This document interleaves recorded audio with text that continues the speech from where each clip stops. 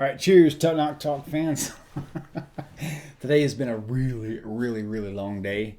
If you're just now watching this, I'm going to give you just a minute or two. Let me pull up the YouTube page real fast. Oh my gosh, this has been one of the longest days in the studio that has nothing to, didn't actually do any recording at all. So, yeah, about 8:30 this morning, almost 9:30 now. 13 hours just trying to do setups and getting things ready. And I tell you what, it's been a long day. Ready to go home here shortly, but I figured I'd share this with you guys first. Let me go to my creator studio on Enoch Talk. I should be going live because I hit the right buttons. Let's see if it is or not. Oh, here we go. Hold on. Yeah, I've got to go here for starters. And live streaming. Let's see who else here. Looks like there's one watching. I don't know who you are. Maybe you could actually text to me and tell me. Oh, you know what? There we go. Look here. Look, I just forgot something. Let me go to here. Do a little change screen so we kind of know what's going on here. All right, so looks like we are streaming. Let me make sure it's on my website because that's always important. Enoch Talk. I'll see if it actually goes there. Now you'll have to refresh the screen, obviously, because if you don't, because that's always important. That's funny. I love it when things actually work. That's good. So I'm just going to chill out here with you guys. I have no agenda. I'm done setting up. It's been a long day. And right now I see there's 5 of you here. Off the grid with Doug and Stacy. Hi. Shalom to you. 6 watching. Oh, thank you for the updates, by the way. Yeah, this is it's been a long journey. These last 4 weeks have been really interesting and tough for sure. So it's nice to kind of get things behind us. And so anyway, I'm going to be kind of jumping around, watching the YouTube chat, watching the Facebook chat, and things. So realistically, this little toasty moment is actually dedicated to all you guys because. I can't begin to express to you how wonderful, how much support how wonderful the support that you guys all have been showing has just really been taking my mind off of things in the right way. And I just want to say thank you. EVW. Hello, Eddie here. Hope everyone is well. Shalom to you. Jason Akers, good to see you. I don't know why I'm happy to be a Cowboys fan, but I've been a diehard Cowboys fan forever. And I'm going to show you 2 things that you may have never seen before. One of them is going to be why I'm wearing this hat to begin with. Number one, I picked it out. Of course, it was my choice because I've always been a diehard fan ever since Roger Staubach back in the 80s. Then Danny White and the days of Raphael Septien, the barefooted kicker. And I'm not a huge sports fan. That's what's really weird. I just happen to know all those because my stepdad kind of beat it in my head. But I do love the team. I always have. Love the colors as well. Hence all the background that you see, all the blue and silver. But anyway, if you look on the side of my hat right here, I don't know if you can see it or not. This is one of the 2 things I'm going to show you that you've never seen before. Well, you may have on Facebook. I'm not sure. But if you look really closely, you'll see that it says Enoch Talk is actually engraved here. And so if you also notice it's crooked, that is not thing 2, by the way. It's crooked, so when the guy put it on there, he messed up on it, so he gave me the engraving for free. He didn't charge me for it. The other thing is this, right? Is that, okay, there. That felt like a Donald Trump moment to show you my real hair, what I've got left of it anyway. So yeah, I do like the Cowboys. I've had a lot of good childhood memories. A little off the path moment for you. I think one of the reasons why I love the Cowboys so much is because my stepdad, he was not a nice cookie at all. He was very physically abusive, mentally abusive. He was just an old mean cat. But those football days were the things that I really did enjoy about my childhood, and that was the favorite team of the household. So that team brought me a lot of joy on those days that they won. So anyway. Just want to say thank you all for tuning in. I'm assuming we have, there we go, Rita, hello. Who else is in here? Hey, if you're watching, there's 16, 15, 14 people watching. Say hi. I want to see who's watching. And I want to see, it's good to see you too, Barbara. Love you. Thank you so much. This is great. So yeah, so the background says it all. This is cheers to you guys. It's just I just love you guys, man. This is y'all are my extended family, and I'm very humbled to be able to communicate with you guys, and thank you for that. So, with that said, I don't know how many of you on here know Hebrew or at least a little perfunctory knowledge of Hebrew at all. Maybe I can watch the messages on here and I'll kind of see what we say. I'll tell you why in a moment. See Alicia Akers. Hi, how are you?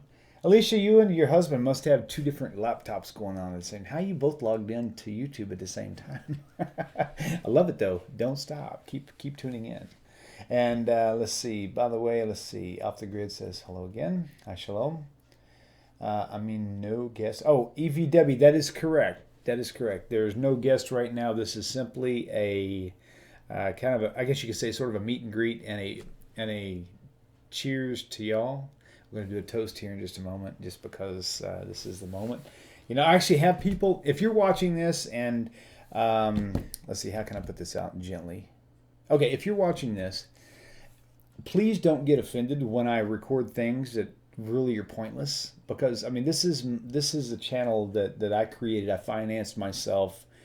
I can't fully say that now because there's been people donating lately, a little bit here and there, which actually helps. But this is like, how would you say? This is like my coloring book, if you will. How many kids do you know complain to other kids about what they draw in their own coloring books, right? If you don't want to watch it, click the bye-bye button. I'm not being rude. I'm just seriously, man, I cannot tell you guys how many times I get nasty emails from people saying things that I won't even tell you what they are, because some of them I probably should not even be bothered by. But I'm thinking to myself, wow, you're getting... No, you know what? This is not why we're here. We're here to cheers to you. We're going to stick with that theme for the rest of the night. So, but please, just enjoy us while we're here. Enjoy the YouTube chat, meeting all the people who... thank you, Rita Chaim. Love you, sis. See, this is nice. Thank you, EVW. Wait, who is that again? I forgot. Let me go back up. You said your name. There's so many people on here. EVW. Okay, I don't see it. I can't go far enough up. I see my Cowboys fan though. Okay, so I'm still looking. Sorry, L'chaim. Yes, L'chaim. Okay, so if here's the thing. Here's back to the Hebrew comment. There is a this will be my cheers moment right here. By the way, I'm looking a little low. My camera is actually there, but my screen to look at is like right here. So if you look really closely through the shadow of my squinty, like wind-blown eyes, you'll see close enough that I'm actually looking a little bit below the camera because I need to see what's going on. That's why I moved the big monitor, the really massive screen. I moved it in front of me so it doesn't look like I'm giving you guys a lot of studio secrets here, okay? So it doesn't always look like I'm looking away from the camera when you put the video monitor like right up underneath the camera. So that's the goal. So anyway, so what we'll do is in just a minute, I will say anybody who's, Eddie, thank you, Eddie. Thanks for tuning in. Awesome. Okay, so take your drink of choice, whether it be water, milk, soda. By the way, I love sweet tea. Tonight, this is not sweet tea. This is another friend. There's a prayer. There's two prayers I want to teach you tonight. If you don't know already, most of you probably will already know this. And if you do know this, then you'll have no problem following along. Better yet, probably saying it before I get the words out of my mouth. So the first one is if you're drinking wine. Basically the first part of the prayer is like the same part of the prayer for most Hebrew prayers, okay? And that is, if you know this, go ahead and follow along. Baruch atah Adonai Eloheinu melech haolam. That's the first part, okay? So, again, Baruch atah Adonai Eloheinu melech haolam. Second part for wine, Borei pri hagafen, means who created the fruit of the vine. Now, if you're drinking something other than wine, whether it be milk, water, Diet Coke, sweet tea, scotch, not butterscotch, unless it's a schnapps, I'm just kidding. That would be the same first half of the prayer, Baruch atah Adonai Eloheinu melech haolam, but then the second half will go, Shehakol nieh bidvaro, which means he created all things according to his will. And no, I am no way even close to being a fluent Hebrew speaker, but I do know a lot of Hebrew, so mainly biblical Hebrew. So for me, Scotch, Baruch atah Adonai Eloheinu melech haolam, Shehakol niye bidvero. Amen.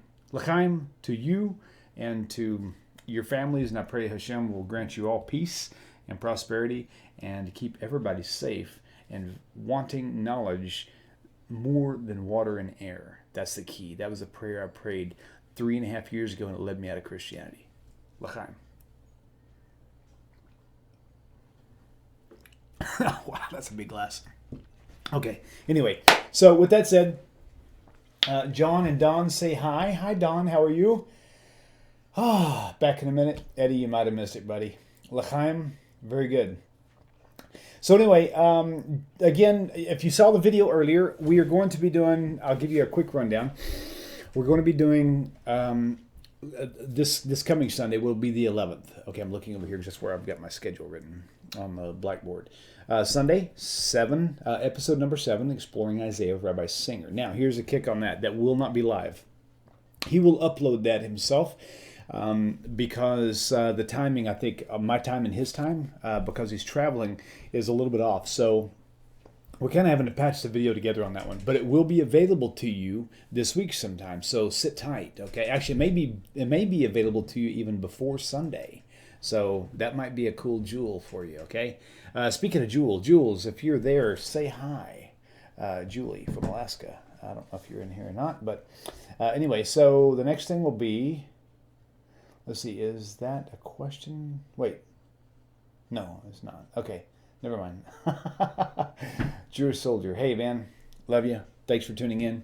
Okay, so that's going to be the general idea for Isaiah chapter 9. That's going to be episode 7. You'll see it very well posted with Rabbi Singer. He's got everything laid out really nicely. Now, what will be live typically would be episode number 78, Let's Get Biblical Q&A. We kind of ditched the whole hot topic things because I would always have to interject the hot topic question at really strange times that didn't flow well. So what we decided to do with Let's Get Biblical Q&A, and I'm giving you guys the behind the scenes whole idea on how we function, or how I function, shall I say, solo crew here. It's easier for us to record a whole show, for me to go back and rewatch the entire video and find what I would say is the juiciest question on there, and then later come back and add that in as maybe a hot topic title, so it's easy to track later on. So that'll be 11 o'clock, from 11 to 1, it's 2 hours. I open that window from 11 to 2 because Rabbi likes to have a little bit more time there. 3 p.m. will be not every week. It's only going to be when I have a rabbi or a teacher willing to teach on it, or if I get, the chutzpah to do it myself, which is probably never going to happen, although I love teaching it. TORAH Talk Weekly Parsha. This week, if we have a rabbi, it'll be a guest speaker who we have had on the show before, but not in a long time. Again, I can't say who it might be because we're not really sure who it's going to be yet. Vayetze is going to be the Torah Parsha. By the way, l'chaim, cheers to all of you again. So that will be at 3 p.m. And then at 5 p.m., a lot of you don't know this, but there is Gavriel Sanders is an amazing teacher. He's absolutely fluent in Hebrew. He's Orthodox Jew. He actually worked for ArtScroll, and even still today works for ArtScroll, doing translations for them. This guy is like, when you hear ArtScroll, it's kind of like seeing the title Chabad.org or seeing like International Studios. Chabad.org is a major thing in Judaism. Gavriel Sanders is one of the translators. He is actually, we have a show here. This will be episode number 8. He's been here for about 4 months, but we haven't really got onto a lot of momentum yet because we've had a lot of holy days, a lot of situations with, family crises here in my life with the studio and other things too. So we haven't really got a lot of momentum yet, but he's going to be back here again this Sunday for episode 8, Hebrew for Fun and Profit. It is free Hebrew lessons.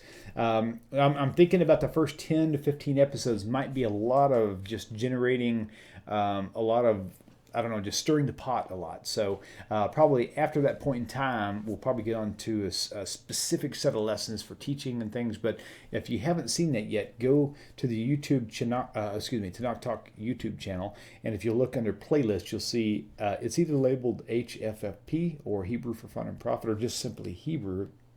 And you can see there's like only 6 or 7 or 8 videos there. First video is like an hour, 45 minutes maybe, I'm not sure. And then after that, he gets into a lot of really cool stuff. So check that out. Again, we're still talking about schedule for the 11th Sunday. Rabbi Michael Skobac, Rabbi cross-examines the New Testament. And we'll be hitting Acts chapter 20 this week. One of these days we'll get into some of the other stuff, but it's a slow-moving train, but hopefully once we get moving, it'll be hard to stop. So that's the whole idea.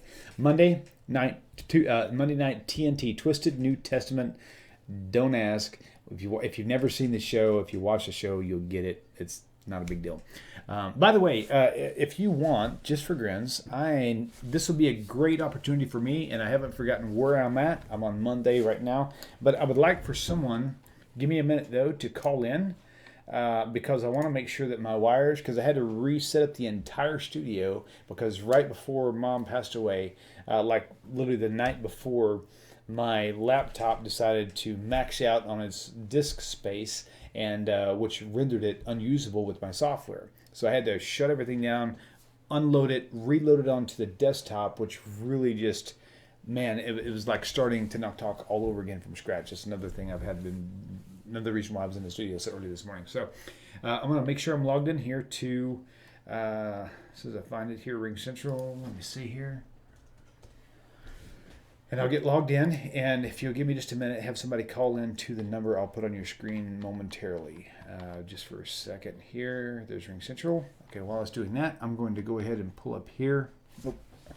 See, I've already got everything on different computers, so bear with me.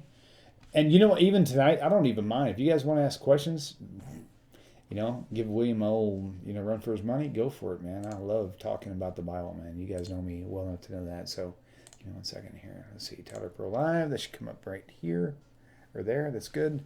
Okay, so I'm just going to say here, just for fun, we'll put this up here.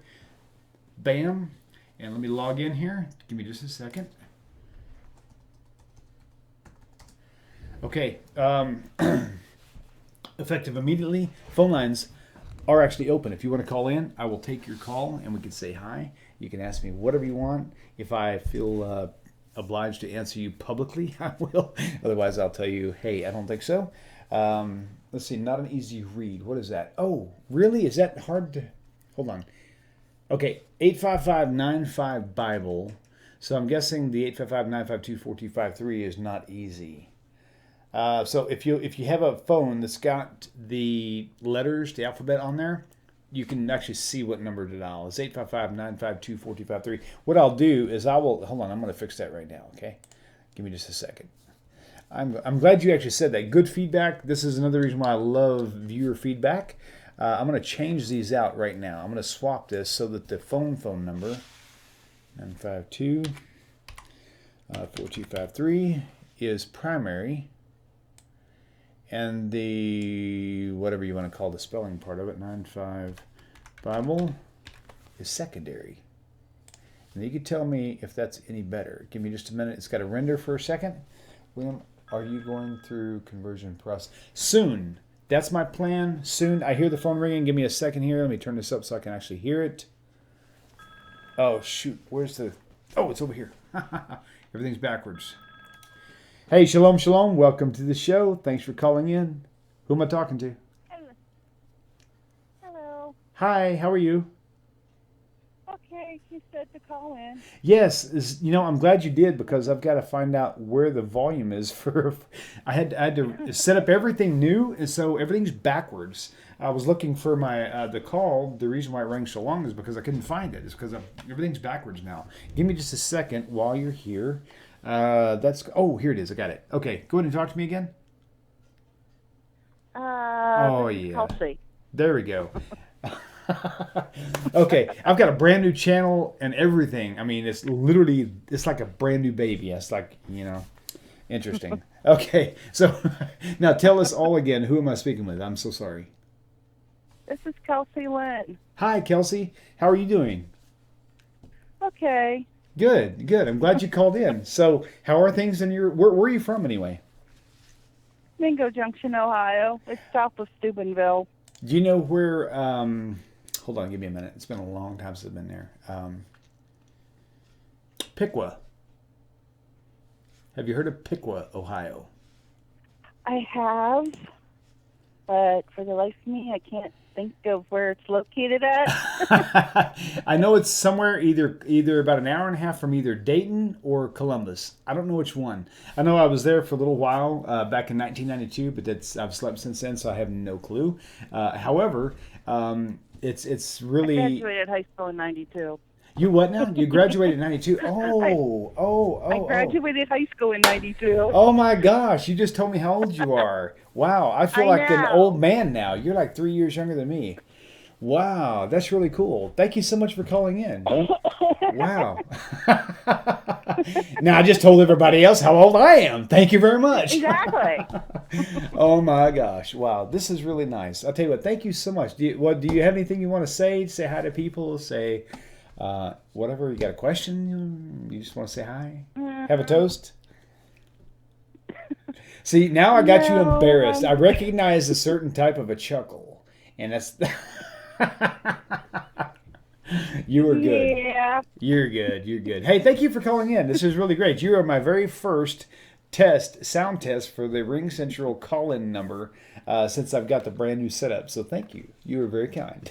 You're welcome. Thank you. I have the number saved to my phone. Oh, so. good. Now just remember, It's on speed dial. 855-95 Bible if you're on the run. And I tell everybody this, if you're on the go, just remember 855-95 Bible. Now here's the thing, I don't answer the phone unless I'm actually recording. I mean, you would not believe the plethora of phone calls I get on that line, like 24 hours a day. I thought I was going to be like clever and download the app to my phone just to be courteous. Every 5 minutes, it's like your kid saying, "Daddy, I'm hungry." I'm like, "Okay, we'll eat at 11." It's like 9 o'clock in the morning, over and over again. I was like, "Wow, this is." I had to turn it off. So anyway, so that's the number. Call in with your questions. Most of the time, here's the thing, Kelsey. You have Rabbi Singer, who is all about call-ins. You also have Rabbi Michael Skobac, who does the New Testament, right? But the thing is, with him, you have to call in with your questions based on the actual topic that we're on. Okay.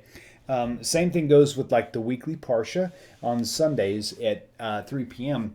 If we have a teacher on, then you actually, whatever questions you have has to deal with the actual context that we're dealing with. But with Rabbi Singer or Rabbi Stuart Federow on Monday nights, it's open game. Any question you want to ask, it's on. So thank you, Kelsey. You rock. You're welcome. Awesome. Glad I could help. You help more than you even know. Thank you so much. Shalom. Okay. Thank you. All right. Take care. See, I'm still trying to find the buttons here. Okay. So with that said, call back in. I'll stay in here as long as these phones keep ringing. So if it gets too quiet, I'm just going to chill. See, William. Yes, we did that already. Wonderful. Okay. Cracking me up. Hey, George Shoulder, 855-95 Bible. You need to call in. I'm serious. Okay, Lee Patton near Toronto. Really? Be strong, William. You're doing great. Well, thank you so much, man.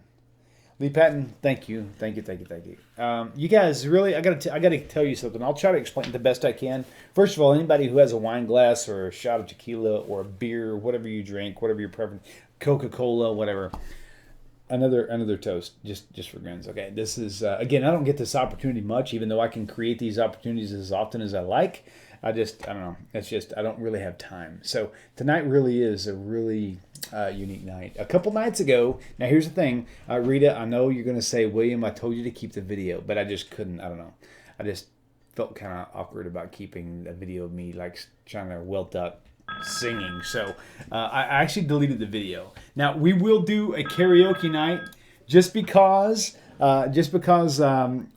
I've already kind of agreed to the whole idea. By the way, caller, I know that you can hear me, so just hang on to 1 second, I know that you're there. So actually, I probably will, maybe once a month. I don't know, but what I'll do is on this whole karaoke thing, is I'll actually do a full legit karaoke thing, and we'll discuss with you on what song you want to hear, and I'll actually put up the lyrics on screen, and I'll be welting out, my version of it, and you can sing along, and it'll be fun. It'll be something very unique. That I promise you. It'll be something you probably never experienced before. So, how often can you watch a video or see something and actually partake and actually sing this song? It's really cool. So, anyway, so let me take this call. Shalom. Thank you for calling in. Please tell me who you are and why the heck are you bugging me on this wonderful, wonderful evening. My name is Adam Jones, Adam. And I was wondering about the Book of Enoch. I've not read it all, but what do you think it's that? What do you think about it? The Book of Enoch, right? Personally, yes. Okay. Here's my personal opinion. Now, keep in mind, there are no rabbis here. I'm not an Orthodox Jew yet. I do think, like, my whole goal in my approach to life is, at this point, and my family with my children, is to convert to Orthodox Judaism. And so I completely respect their understanding of this. However, I have to clarify, I'm not an Orthodox Jew yet. And my opinions right now, a lot of them probably don't line up with necessarily what everyone thinks. In fact, if you go on the internet and find, just do a web search for like 10 Orthodox Jewish teachers, right? Orthodox Jewish teachers, right? And you ask them all the same exact question, you're still going to get a variety of answers. All right. So with that said, yeah. and don't hang up. I'll let you actually talk with me. You can argue with me. You can just comment, whatever. I don't care. My opinion of the Book of Enoch is, and I've read most of it, is there's a lot of things I don't understand in there, but there's a lot of things that kind of make sense to me in there. Now, I have asked Rabbi Tovia Singer about that, and he answered it a lot like how you would look at the Midrash. The Midrash is not all of it is meant to be taken literal. Okay. I've never read the Midrash. Well, the Midrash, oh my gosh, it's so wonderful. I will tell you this, and to you and to every viewer out there, there is a 5-volume book set called The Midrash Says. Okay, you can identify them visually because the books are about an inch and a quarter, inch and a half thick each. There's 5 volumes, one for each book: Bereshit, Shemot, Vayikra. Okay, and so the whole idea is the entire Torah, not the entire Tanakh, but the entire Torah is actually covered with these. The books, the spines are covered with pastels: green, pink, blue, yellow, whatever that fifth one is. Anyway, it's really amazing. But I will tell you this: reading the Midrash, like cover to cover, it's beautiful work. But I will tell you this: it's not something for me that I was able to ingest. The best way for me to explain it, by the way, L'chaim, cheers. One moment. Here's the thing. Kind of like an infant, and this was me. I'm describing myself on the entry point as an infant. An infant can't eat solids, right? It's literally only full liquids, right? And then as time progresses, they can eat pureed foods, right? And then a little bit later, they can actually eat vegetables like soft carrots, soft peas, things like that. And then later, they can actually like chew up things like chips and chicken chunks and things like that. So I cannot tell you how wonderfully parallel that idea is with the concept of absorbing Judaism and absorbing Midrash.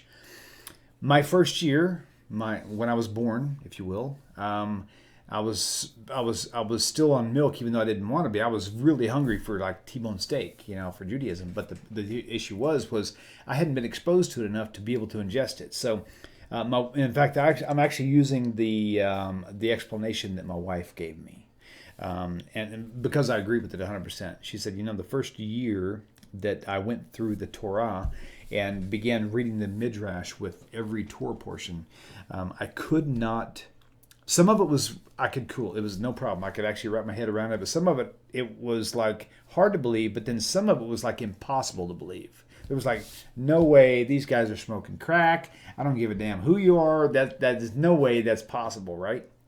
However, the second year cycle came around. My wife and I have been on the path to Judaism now for about 3.5 years. Second year came around, and this is me and her both. We're reading the Midrash, and I'm thinking, and one story in particular, we're like, oh, I get it now. Oh, that makes perfect sense. And then my wife was like, wait a minute, didn't you just like see how stupid that was last year? I'm thinking, yeah, I did. Isn't that weird? So every year that you are exposed to more and more teachings, get this, you have to be studious. You have to continuously seek this out year after year after year.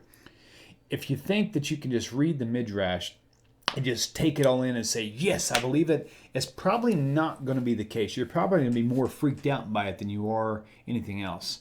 But I will say this, the longer you read it and every year passes, you're going to study enough more and more to sharpen your senses to be able to say, oh, wow, well, I could see that.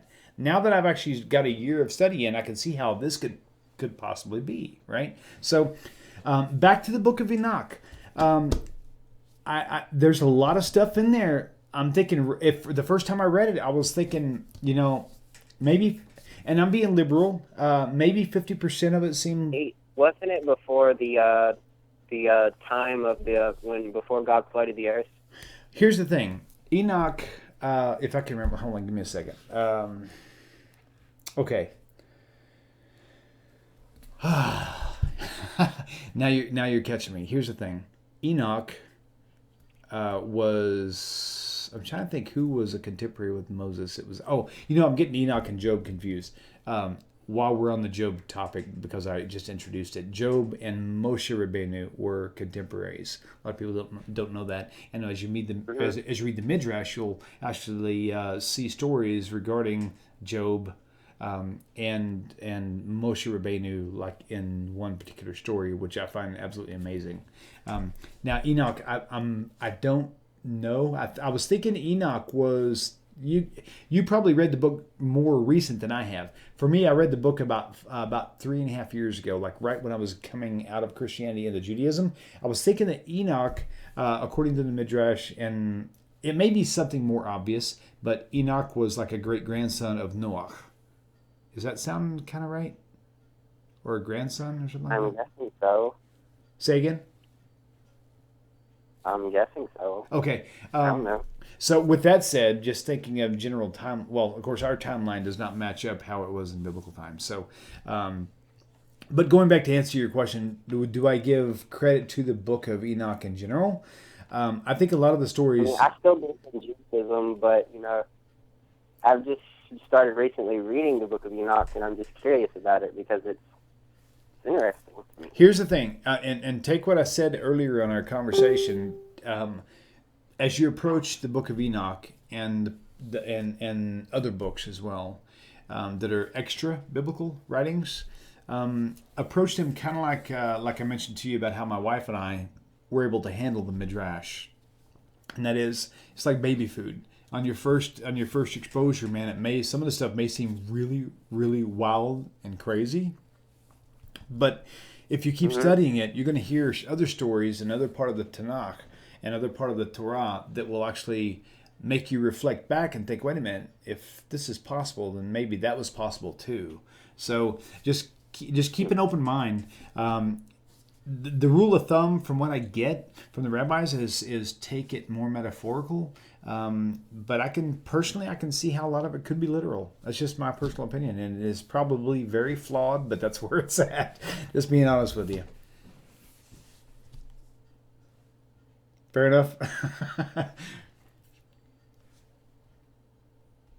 Are you still with me? Hello? Yeah, I'm here. Okay, good deal. So anyway, that's the best I got for you for now. So that about do it? All right. Okay, my friend. Yeah. Thank you for calling in. Shalom, shalom. Okay, cool. That was really cool. Okay, so I'm telling you, speaking of the Midrash, man, the Midrash says it's a really, really wonderful set of books, but just take it with a grain of salt. actually, I take it more with my steak than a grain of salt, but it's really, really good stuff. But it was hard for me to wrap my head around. And, there's still things in there now that I kind of have a hard time with, but I don't know. I'm keeping an open mind, and I can tell you next year, I can only say that based on historic events, I guarantee you next year I read through the cycle again, I'm going to have a more open mind opinion about what I've read and what I actually rejected at one time. So my only advice is keep studying, man. Keep an open mind and just pray to Hashem for wisdom, because that's really where it's all at. So, okay.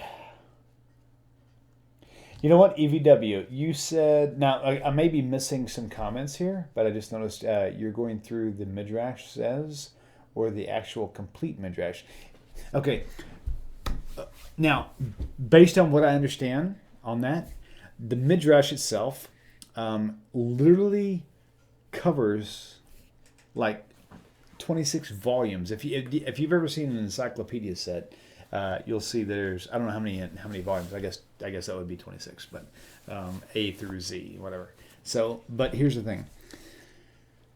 The entire Midrash is discussed all throughout the Talmud, which is the oral traditions, right? It's got the Gemara. It's got okay, so you understand the general basis of the Talmud. So, no, I have not gone through it. In fact, many people takes a lifetime to actually go through all of it, to study it enough to actually be able to retain the information within, okay? So, no, I have not gone through the entire Midrash. The Midrash says is only highlights of this. And if you're really interested in that sort of thing, there's also another 5-volume book set that's much thinner, taller books for kids, and it's called The Little Midrash. And we have that as well. And to be honest with you, if you've never seen the Midrash or even experienced it, I would recommend going for that first, because even as an adult, the Midrash, the actual Midrash itself, the Little Midrash, I think it's called, was more geared toward teaching a spiritual baby, right? Not necessarily someone who was 12 years old, but someone who was a spiritual youth like myself whenever I left, and it made it a lot easier for me to wrap my head around. So, and then maybe move up to the Midrash Says as a secondary purchase. I don't know where you can buy them at. I'm sure if you just type that in on Google or Amazon, you'll find them very easily. It appears to me I need to move this YouTube screen like over here so I can kind of halfway look at you guys while we talk. Okay, so Enoch was part of the genealogy in chapter 5. Thank you for clarifying that. It's been, what's really funny? I've been doing Tanakh Talk now for 2 years. And so for 2 years, my energy has been mostly spent on dealing with Tanakh Talk issues. So it's been a while. I see a 512 area code. You got to be from Texas. Who am I talking to? Hey, this is Michael Faircloth. Michael, how are you, man? I'm doing all right. How are you, Lou? I am well, man. We've never spoken on the phone. Where do you live at, by the way? Well, actually, you may not want to air that, but... Oh, it's fine. I live in Rusk. It's halfway between Tyler. Yeah, I know exactly where you're at. Actually, went to, during my... let me see who's watching. Okay, I'm just kidding. During my exodus myself we actually went to Rusk, Texas for a Sukkot event a couple of years ago, 3 or 4 years ago with the Messianic group. But so, with that said, thank you for calling in, man. How are you? I'm doing all right. Great. So, go ahead. Well, to kind of go along with your, steps of learning. Yes. I'm obviously. I'm on, I guess, as you would say, not baby food, but like liquids. Right. I have no idea where to start, honestly. I can't read Hebrew. The only thing I have is a JPS Tanakh. That's a great start, though. I think my wife has a Seder book of prayers somewhere. Okay. But like I said, I can't read Hebrew, and I have no idea how to get started studying for eventual conversion. Okay. Let me give you a little personal opinions, if you're okay with that. Okay. Okay. First of all, the very first thing that really helped me tremendously was, and this was, I cannot even begin to tell you how huge this was. A lot of you have been following Tanakh Talk for the full 2 years term that we've been on so far. And I've just recently been able to get a couple Chabad rabbis on from Chabad.org. Rabbi Manny Friedman is one of the main ones. And but the reason why I brought that up was because while I was a Messianic, the one thing I think that kept me spiritually charged was going to this website, and I'm actually telling you this now so you can write this down, Chabad.org. They have a section on there called the Weekly Parsha or the Torah Parsha. In fact, let me see if I can, if you're watching the video right now, let me see if I can actually pull that on screen somehow and show you. Sorry. I was watching from my phone, so I had to log out. Don't worry about it. Okay, you know what? Don't worry about it. Just go to Chabad.org and look for the weekly Torah portion. And the best thing to do, if you one thing when I was a kid, one thing I hated doing watching sports was watching a replay. I always watch. Everybody likes watching the live football game. They don't want to watch a replay of it, right? It's like watching old news. And so for me, I dealt with the Torah Parsha the same way. I always wanted to, even now, it's like this week when I was watching, I had to watch Toldos, which is the generations. And because that's the Parsha that everybody was studying yesterday. And so all week long, I had to just go like 15 or 20 different audio portions on Toldos so that I felt like I was a part of the Jewish society, because that's what they're doing right now, right? So my recommendation is this for sure. Go and all you people out there who are watching right now, if you're in the same questions as my dear brother Michael here, Chabad.org, I'm telling you, this is like one of the greatest resources out there, and it's one of the reasons why I started TORAH Talk, and maybe God willing, 5 years from now we'll have those same sort of resources here.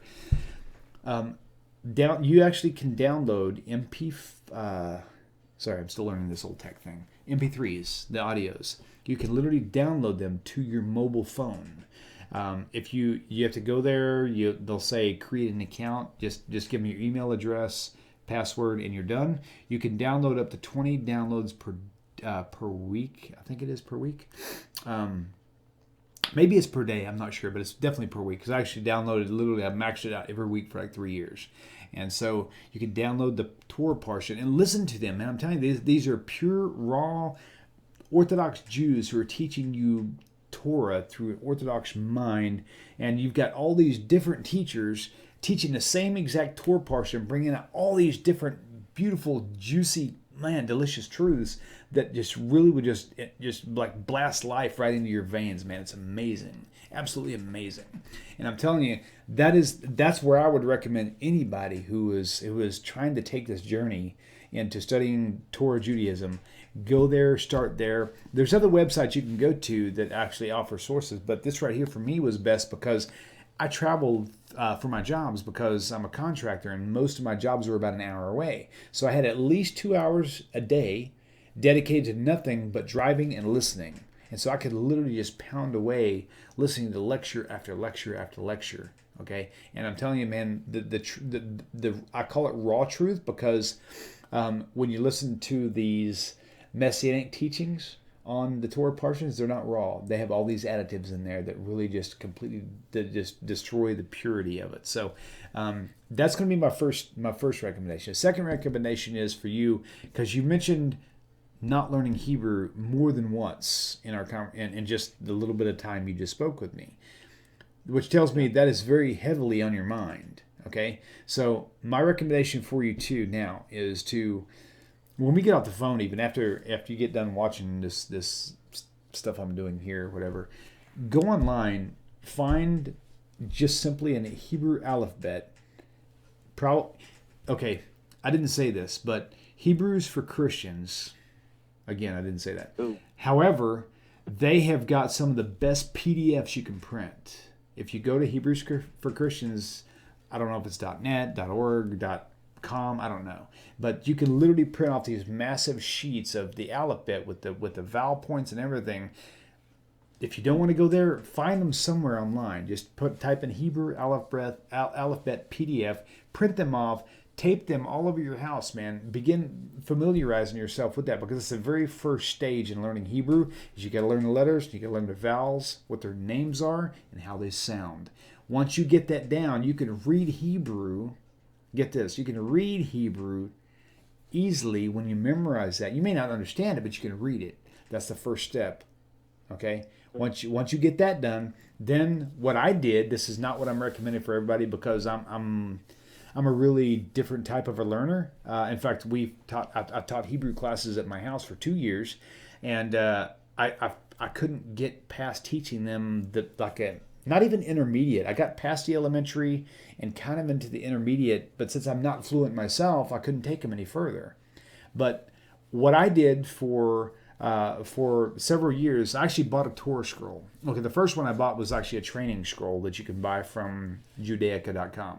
It was like $160. It was like, I think it was like this tall from the eighth Chaim, the actual handle. The parchment was like 12 inches, but it had the vowel points on it. It was like plastic paper, so you couldn't tear it. It was very safe, and I used that for exactly 1 year. Now here comes the little weird testimony part. I wanted a real Torah scroll so bad. It was like on my mind every single day for like a year and a half. I sought high and low trying to find one, okay? And I found a few contacts. They ran into dead ends, whatever. So I bought the Judaica Torah scroll. It's kind of one they give out for a bar mitzvah, right? But I used that thing, and so what I did was I took a pencil. I'm telling you all this because you can apply what I'm fixing to tell you into a different setting of your own. Okay, so I bought this Torah scroll because at this point in time I'd already learned the alphabet. I'd already learned the vowel points. And so I had this Torah scroll, and when I got it, I was very grateful to find out that it was plastic because it wouldn't tear. I was afraid I was going to damage it. And then I was thinking, well, what I could do is oh my God, when I first got it home, because I didn't know Hebrew, I could just read the letters. It took me like 4 hours, probably more than that, 4 hours of diligent turning it, letter after letter, just scrolling, trying to find a pattern match, like I'm looking for a drawing. You ever see those Where's Waldo things where you gotta look at the missing pictures or whatever? That's kind of how I treated it, because I knew what the letters looked like, but I didn't know what they said, so I couldn't read it to find the context. So what I did is on my phone, I found the Torah Parsha for the week, and I was determined to use that Torah to teach from some way with our group during the actual Shabbat. So I spent 4, 5, 6 hours, I can't even remember, scrolling, looking for a pattern, something. And I finally found the Torah portion. When I did, I took my pencil and put a big old fat 1 on it and circled it in pencil. Now, a lot of people say, oh my God, you just wrote on the Torah scroll. This is not a kosher Torah scroll. This is plastic paper. I get the respect aspect. I'm cool with that. But I needed to learn. I needed this like bad. So what I began to do was, from that moment, I put a 1 on it, and I actually wrote what chapter and verse it was. And then, if you notice this Torah scroll, it's like a big roll. I have to, how do you say this like respectfully? I had a visual that I can't apply. But it's like an 8-track tape. Once you start, you can't get to it unless you go all the way around and hit it again, right? So anyway, for a year, literally the first probably 3 months, I would just find one verse. I was reading in a Bible software stuff, and I was using that, and I would get to the end of the verse, and I would stop on that word, and then I would stop, and I would actually focus on that one verse like over and over. I'd learn what the words were. I would commit them to memory. I would even commit their pronunciation, what the words actually meant, to memory. And I would focus on it the entire week. I would spend hours on that one verse. And then by Saturday came along, I could read that one verse and then elaborate on it to the people who were there. And it was wonderful. A couple months later, I was 2 verses, then 3, then 5, then 10, right? Okay, so I finally got to the point where I was doing I would kind of stop at 10 verses. And it was amazing, because it's like when you don't think that you're actually learning. Michael, have you ever seen the movie Karate Kid? I'm sorry? Have you seen the movie Karate Kid? Yes. Okay. Do you remember how Miyagi was always having him out there sand the deck and wax the car? And Ralph Macchio, he was getting aggravated. He was like, man, this guy's like taking advantage of me. He's helping me wax his cars and sanding his fence and sand the deck, And then finally, whenever he put him to the test, he goes, Daniel-san, he goes, wax on. Then he threw a punch at him, and he's like, he blocked it. He was like, whoa. And then he'd tell him, wax off, sand the deck, and he would do all this stuff. And then all of a sudden, Ralph Macchio realized that he had actually learned something through all this process. And so for me, that's how I felt. I felt like, oh my God, cannot believe out of a year of studying this stuff, I actually was able to absorb so much Hebrew just by doing this pattern. Now here's the closing part of the testimony. I told you I wanted a Torah scroll so bad I could taste it, right? Well, literally about 8 months in, I found the Torah scroll that we could buy. It cost me $2,250 for a Torah scroll. It wasn't kosher because it had some replaced pages in it, but it was all, from front to back. It was legitimate. The day that I finally saved up the money to pay for it, and actually called the guy on the phone. He was in New Mexico, and I called him up and I said, "I've got your money. Here you go." And he said, "Okay, I'm putting it in the mail." That following Shabbat, I rolled the scroll forward, and guess what I found? I found the very first mark that I ever made in that plastic Torah scroll. 1 year to the Parsha, Hashem, I guess, entrusted me with handling something that was so delicate. It's really weird. So I know I kind of gave you a lot more than what you were asking for, and hopefully I answered more than what you were asking, not less than. So, but my encouragement to you is to, whatever you do, learn Hebrew at all cost. Get that alphabet, learn the vowels. If you want to call me on the phone, send me a message on Facebook. I will talk to you on the phone. I will coach you through this, okay? I'll help teach you Hebrew. And then tune in to Hebrew for Fun and Profit. It's like, it hasn't been so far every Sunday, but that's the goal. Every Sunday, 5 p.m. with Gavriel Sanders, okay? I'm telling you, man, Rabbi Singer said something one time, and it was kind of a recoined term off of one of the sages. But he said, if you're trying to read the Holy Scriptures in any language but Hebrew, it's like trying to kiss God through a towel. I cannot tell you how true that is. Right? Okay, my friend. Man, thanks for calling in, Michael. Let's keep in touch on Facebook, okay? Seriously, man. If you send me a message, if you're really serious about learning Hebrew, man, call me. I'll walk you through it the best I can, okay? All right. Okay, my friend. Shalom. Love you, man. Take care. Bye. Okay, wow. Cool. Okay, so awesome. What a close call on that. Something tells... I don't know why I'm seeing all of your comments on here, but yeah, that was a close call. There's no way I could have actually said that. Once I thought it, I was like, oh no, we ain't going there. So, okay, cool. I don't know what that means. Okay, so I want to learn Hebrew. Jewish soldier. Okay, listen. Here's the thing. I'm telling you, man. Okay, so here's the deal. There's so many people I've been in contact with on Facebook. Okay, if you're watching this because you have YouTube alerts and they alert you whenever I click the record button, that's great, because that's what happens when you subscribe to the YouTube channel. As soon as I click record, it'll send you a message to your phone, to your personal device, and say Enoch Talk is recording. If you are on Facebook, I really am thinking about just, and again, keep in mind, I'm a very redneck learner, okay? For me to learn things, it takes me, I have to repeat things over and over and over and over and over again. I don't know why that is, but I just know that I have to read something 10 times to memorize it, whereas my wife can read it 1 time to memorize it, and 1 or 2 times, and I get that. That's not a problem, but it does make it kind of for me, it's like, dang, I wish I had a photographic memory. I'm gonna put this back up again. Let's see. Did I actually change that? Okay, there we go. I put the actual phone number on the actual screen this clearer. Somebody said that the shiny letters, the Chrome look, is actually hard to read. So, but I'm telling you, if you're on Facebook and you really are interested in this whole learning Hebrew thing, we've got the Hebrew for Fun and Profit. But I may, if I have time, I will try to start I'll try to start another video with just me, to where we can do a call-in show, which I'm really excited about the idea. I don't know if I've got, it's really hard for me to find the time to pull this off, because we're doing like 1, 2, 3, 4, 5, 6, 7, 8 shows a week now. And plus I've got to hold a full-time job. So it's really complicated. But the whole benefit to it would be, because there's a lot of people out there who don't learn by the book.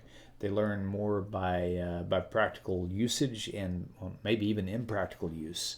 So at the end of the day, it's one of those things where not everybody learns the same way. I was actually hoping to get my wife to teach Hebrew out of the book while I taught it the redneck way.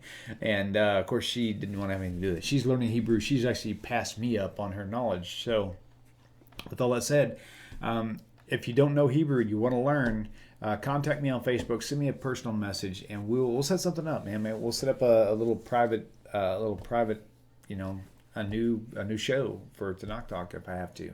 You know, I mean, I'll try to get you as many visuals as I can. We can call in and ask questions. For me, learning Hebrew, I have to, learning anything, I have to ask a lot of questions. Okay, so if you notice, whenever when I'm talking with Rabbi Chaim Coffman or Rabbi Stuart Federow, when we're talking about biblical things, I constantly have to interrupt because I've got all these questions in my mind. So when I'm learning Hebrew, I need somebody to talk to that I can actually ask questions to along the way. It's like, wait, stop, tell me what that double dot is for. Tell me this thing. I guess you could almost say I'm a special needs type of person. I'm sorry, it's just the way it is. But if you're that type of person where you really need a little bit more a boost in that thing, call me. We'll set something up for sure. I'll definitely do it right here on Enoch Talk. We'll create a whole new show. We'll have a whole new playlist dedicated to specifically learning Hebrew to newbies if I have to. I don't care. It's that important. You need to learn it. So phone lines are open. Give me a call, okay? Meanwhile, cheers, L'chaim. Believe it or not, this is my first class, and I've only got a few sips out of it. So, Baruch atah Adonai Eloheinu melech haolam asher kol niyeh b'divrei Amen. Okay, and if you're, give me a second. I'm gonna look at the stuff here. Let's see. Is this live or replay? Okay. I can't read that. Let me see if I can zoom in here. Hang on one second. Some of these words are really small, so let me zoom in. Oh, that works out really good. Oh my gosh. I made this thing like huge. I can really read this easy now. Give me a second. Okay. Okay, somebody asked if this was live. And no, this is definitely live. This is not a replay of today's events. Okay, Jewish Soldier, you're going to look for... Actually, if you go to Enoch Talk, spell it the way I did, which is incorrect, by the way, phonetically, in the sense of the way most Americans spell Enoch. Enoch Talk on Facebook, you can find me linked through there. But just look for William Hall. Profile picture will be a picture of me probably wearing this shirt, this hat, and shaking the hands of my dear big brother, Mordecai Mintz, wearing a short sleeve white shirt with black suspenders and a black cool looking top hat. It was at a Jewish wedding. You can't miss it. Send me a friend request there and then contact me through personal messages, or you can post something on my page if my page will set up to allow that. Okay, I live in Muncie, New York. Daniel Rosen. Daniel, you are amazing. You've been following this along for a long time, man. Love you, man. That's awesome. Okay, I need your name. Okay, we got that. I'm going to kind of go back cracked up, EVW. You're funny. Okay. All right, enjoyed it. Good. Let me back up. Lee Patton. Hello. Shalom to you, Lee, again. Navishna. Oh, that face looks familiar. Who is that? I know who that is. Okay, hello everyone. Shalom to you. I'm bouncing back and forth. Dawn, this is wonderful. Thank you, Dawn. You rock. Okay, so y'all give me some feedback. If we need to do this type of a setting, like every week, to where you can ask any kind of a question, I don't care what it is. I don't care if it's stuff that rabbis won't answer because it's too personal. If you want my opinion on something, call me in, ask me, I'll tell you. I will be polite about it, but I'll be honest with you as well. I'm married. I've got 4 children, and I'm very happily married. I've been married for 17 years, and have beautiful children. And I've got one child that ran away who actually came back, so that's a good thing, right? Didn't like the way things were going, but realized, hey, things weren't as bad as they thought, so they came back home. And so I don't mind sharing with you my experiences. I won't call it wisdom. I'll just say my experiences and my responses. You can call it what you want, but I'm more than happy to talk to you literally about anything. And I mean literally anything. We'll have to see how this goes. Okay, so I'm going to kind of scroll through here. Aleph Beta. Alicia, thank you for that. Aleph Beta, what is that? Is that like a .org, .com? Tell us what Aleph... Alicia, call us on the phone. I'm putting you on the spot. Uh, the number's on your screen. I don't even need to tell you what it is. Okay. Let's see. Scrolling down. Let's see. Oh, past something here. Okay. Daniel is. I live in Muncie, New York. Yes, you do, Daniel. Good. If you want to be here for Shabbos, let me know. Oh man, I would love to. I would love to, Daniel. I may have to come visit you someday. I really would like that a lot. Okay, so this thing is scrolled in too close because every time I scroll, it jumps like 10 feet. Let me see. Control. Oh wait, hold on. 175%. Okay, there we go. That's a little better. Okay, so let me go back here now. Judaism is truth. Very good. True. Okay. Oh, really? No, I just tried to call, but the no. Okay, hold on. Alicia, give me 1 second. No, the phone lines are open. I don't know why. Oh, you know what? Hold on. Okay, try it again, Alicia. 855-952-4253. The lines are open. I see it here. My volume is up. You should be able to get in. So give me a call, okay? Okay, partners in Torah, and they will find you a partner. Oh, that's really cool. Okay, this thing keeps jumping around. Okay, I should have gone to bed, but this is worth it. Org. Okay, .org. Good. Daniel, that's not an option for me. Okay, Aleph Beta is .org. Okay, so alephbeta.org. Looks like it. Good to see you back and doing well, wil'Liam. Hallelujah. Thank you. You're awesome. I've been watching you and your comments. I try to watch the comments as best I can, but during certain shows I can't. I literally have to just completely focus on the system.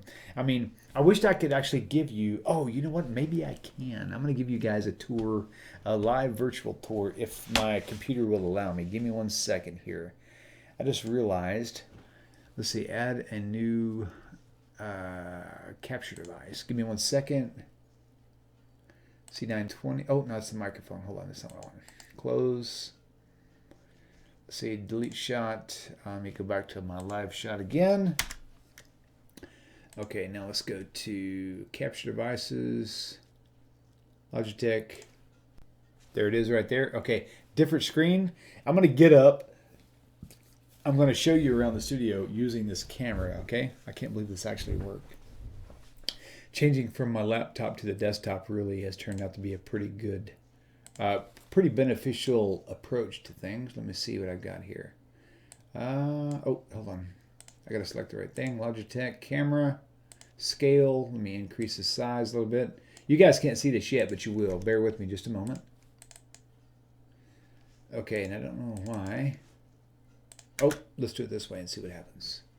Okay, scale, there it is. I have to make it live first. And now let's go here. Okay, that's full size. Okay, now let me just for granted. I don't know why I just said I'll take you around the studio, but I'm going to anyway, so hang tight.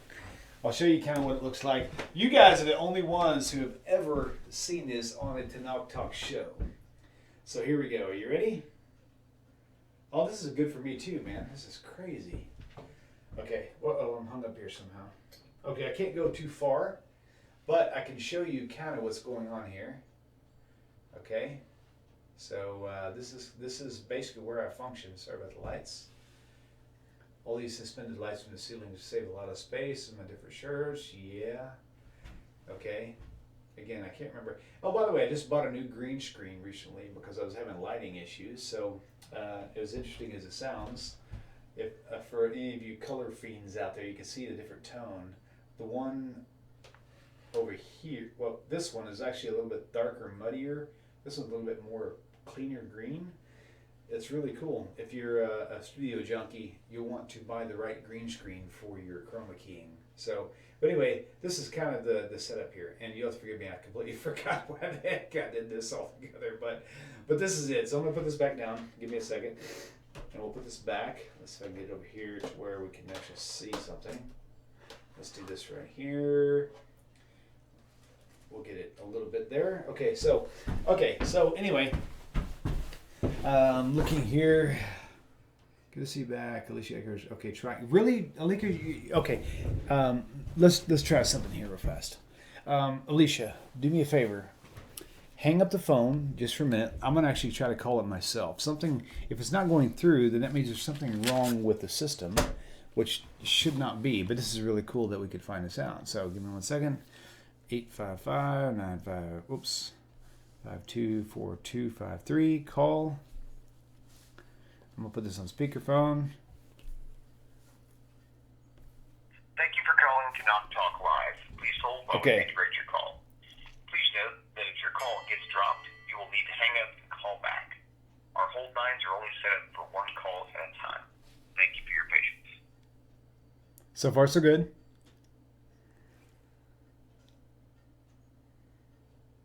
Thank you for calling. Let's get biblical. We are currently closed. At the tone, please leave a message. You know what? When you finish recording, you... I am sorry. I have no idea how that happened. I got a phone call earlier and it went through. I don't know why it's doing that now. This is not fun. Let me just take a peek real fast. Let's see.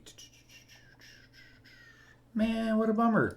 I could probably fix it, but it would take me like 5 minutes of silence to do that. And the only way I could really do that peacefully is if I had some music playing in the background. And of course, Rita, I know if you're watching, you would be saying, yeah, karaoke night. You and Julie both. Okay, and I'm cool with that too. So if I see anybody that says karaoke night, this is not fun. Jason, yeah, I know, Jason, man, I'm sorry, dude. I totally agree with you 100%. You know what I'm gonna do? Let's do this real fast. Give me a minute here. I'm going to.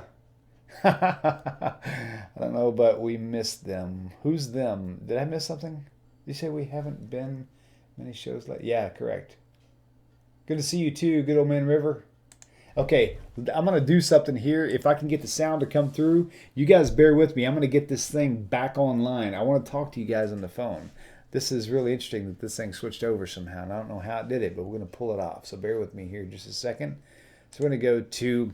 actually, you know what? Before I even do it, I want to see what's going on. The ladies... that is correct. I don't know what comment, Michael, you're referring to, but that is correct. That is correct, yes, indeed. Okay, so give me a show of a couple comments. Why no shows lately? Oh, I see. These comments are showing up on YouTube opposite of each other. No shows lately because we've had a pretty major technical issue that would involve a family crisis. The house I'm in right now, and people who've watched the last little on-air thing would be able to see too. The house I'm in right now actually belongs to a wonderful woman who just passed away. Her husband died 2 years ago, and this woman is very close to our family, and so we literally had to shut down for emotional reasons, as far as support reasons as well. And we're just now able to kind of get back in and reset things back up again. And we're new news to all of you who are watching now. It looks like as long as probate, we're in the probate stage, Tanakh Talk will be able to stay here. Not rent-free, but rent-free, meaning that I'll be able to stay here as long as I can take care of all the electric and the utilities. So it'll be more expensive to stay here now than it was when I was just giving her donations for letting us use the room. However, I don't mind that. This is it's a good location. It's right behind our house. It's walking distance. I can record on the fly. It's got good internet access. So I'll be responsible for paying for the utilities and stuff out of pocket, the homeowner's insurance and all this stuff. So as long as I can do this, the children who actually live out of state, actually one of them lives out of state, some of them live here, but they're actually out of reach, will allow us to stay here during the probate period. And that could take 6 months to a year. It could take longer, maybe shorter. At this point in time, it'll be more beneficial for a Tanakh Talk home to take longer, because after probate is over, they're going to have to get rid of the property somehow, and we can't buy the place because even though we have credit that is good now, we've got some back taxes from 1998 from a business ad in Tennessee, to where we can't actually buy anything right now. So that's of a major caliber like this. So, and on top of this is a double wide mobile home, and it's very difficult to even get a loan on a mobile home to begin with. So we're talking 50, 60 grand for this place. Even though it doesn't seem like a lot for a home, it is a lot of money, period, for a contractor who has a stay-at-home mom who homeschools full-time, and her husband works alone on a contracting company. So that's a lot of money. And so we'll just pray Hashem's will throughout this whole thing. And I know he will have his way one way or the other. So thank you. Okay, so let me do this. Let me go here. I'm going to get those phone lines working, so bear with me. Don't go anywhere. Let me put on, just for fun, I'm going to put on something in the background here. Tell me if you like country or rock. That's what I want to know. I know what Michael likes. It ain't country. Actually, he might like country, but for now, I'm just going to go like this, just for grins. So we'll do like we did last week and see if you guys will be going crazy with it at all. Okay? All right, I don't know what the snapper that is. Okay, here we go. Yep, we'll just see what happens here, okay? So just sit tight, listen to a few songs. Let me see if I can figure out this Ring Central thing. You're going to have to tolerate a lot of these commercials, unfortunately. All right, that's a commercial. Hold on. By the way, if you watch any of the TORAH Talk videos and you see commercials on there, I have no idea how they're getting on there. I actually don't do commercials on my videos because I don't like not being able to control what content they put on these things. They're showing up somehow. I don't know if it's an automatic thing and I have to go back and change it. I don't know yet. I'll look into it though.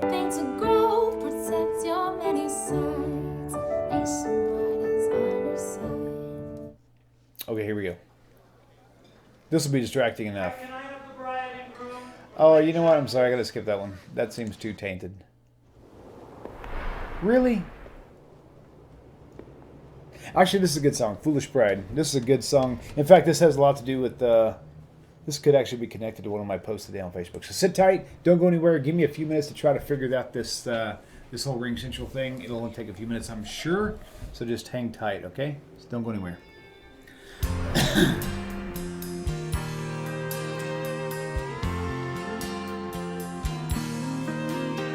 Stayed up all night and cried into her pillow and fought off the urge to just break down and cry. Last night okay, Ring Central.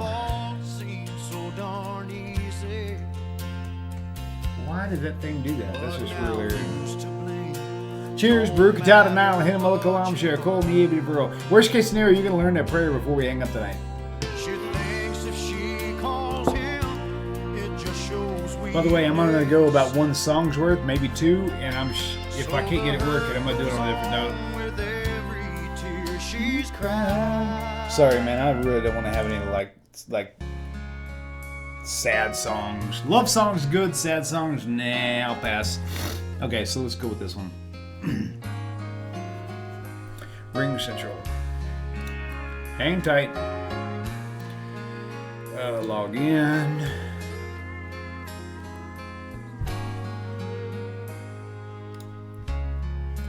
I see the questions in your eyes. I know what's weighing on your mind. But you can be sure I know my part. Cause I do not recognize this computer. Really? Email. Tears. And though I make mistakes, I'll never break your heart. I swear. That's gonna put me to sleep, man. Come on, you got something fast. Really? No. Bad channel. Hey, George Strait, you can't go wrong with that, okay? I was sitting home from school one day with a shiner on my eye. Fighting wars against the rules and it didn't matter why.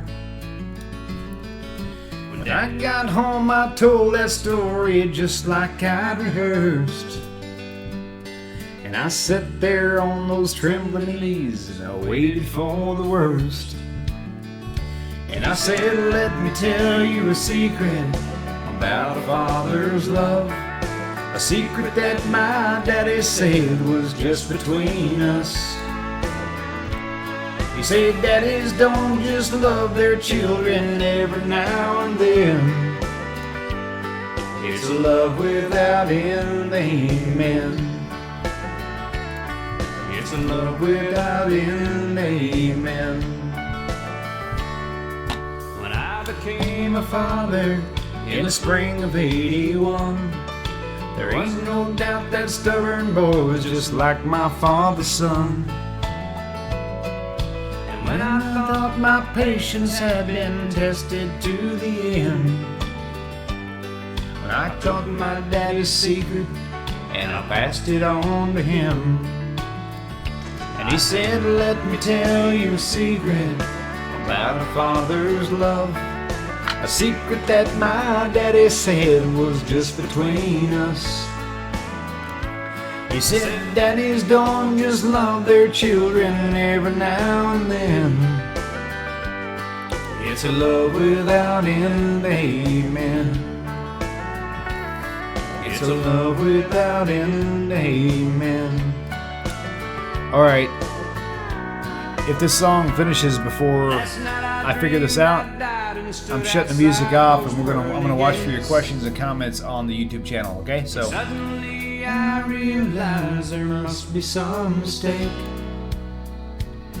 If they'd known half the things I'd done, they'd never let me in. Then somewhere from the other side, I heard these words again. And they said, let me tell you a secret about a father's love.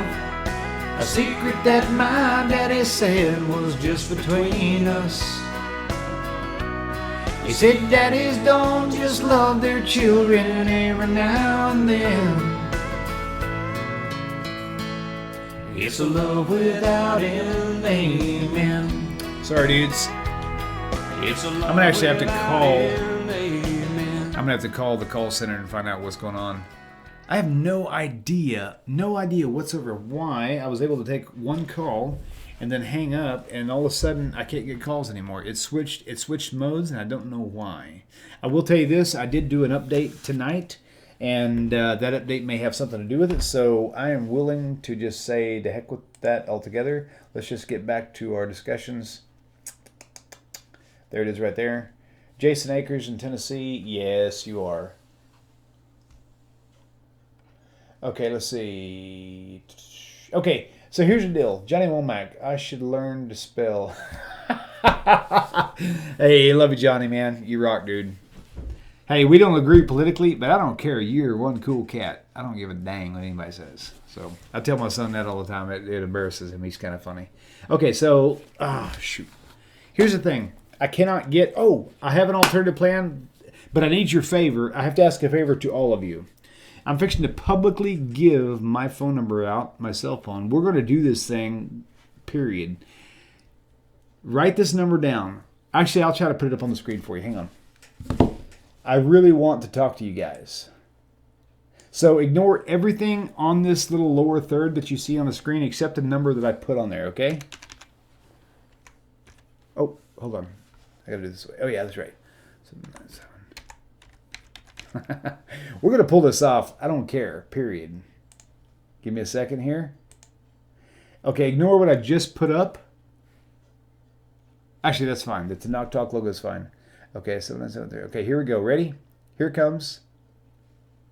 Phone line's open. Shoot. I got to wait for it to actually reset. Hang on. That's it right there. Okay.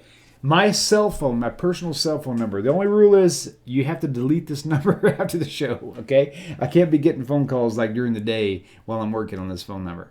Call me right now. I'll put you on speakerphone. We'll have a weird like 10-can recording of your voice, but everybody will hear your question. Call me, ask me a question, put me on the spot. I don't care what it is. I'll do my best to answer it. So here you go.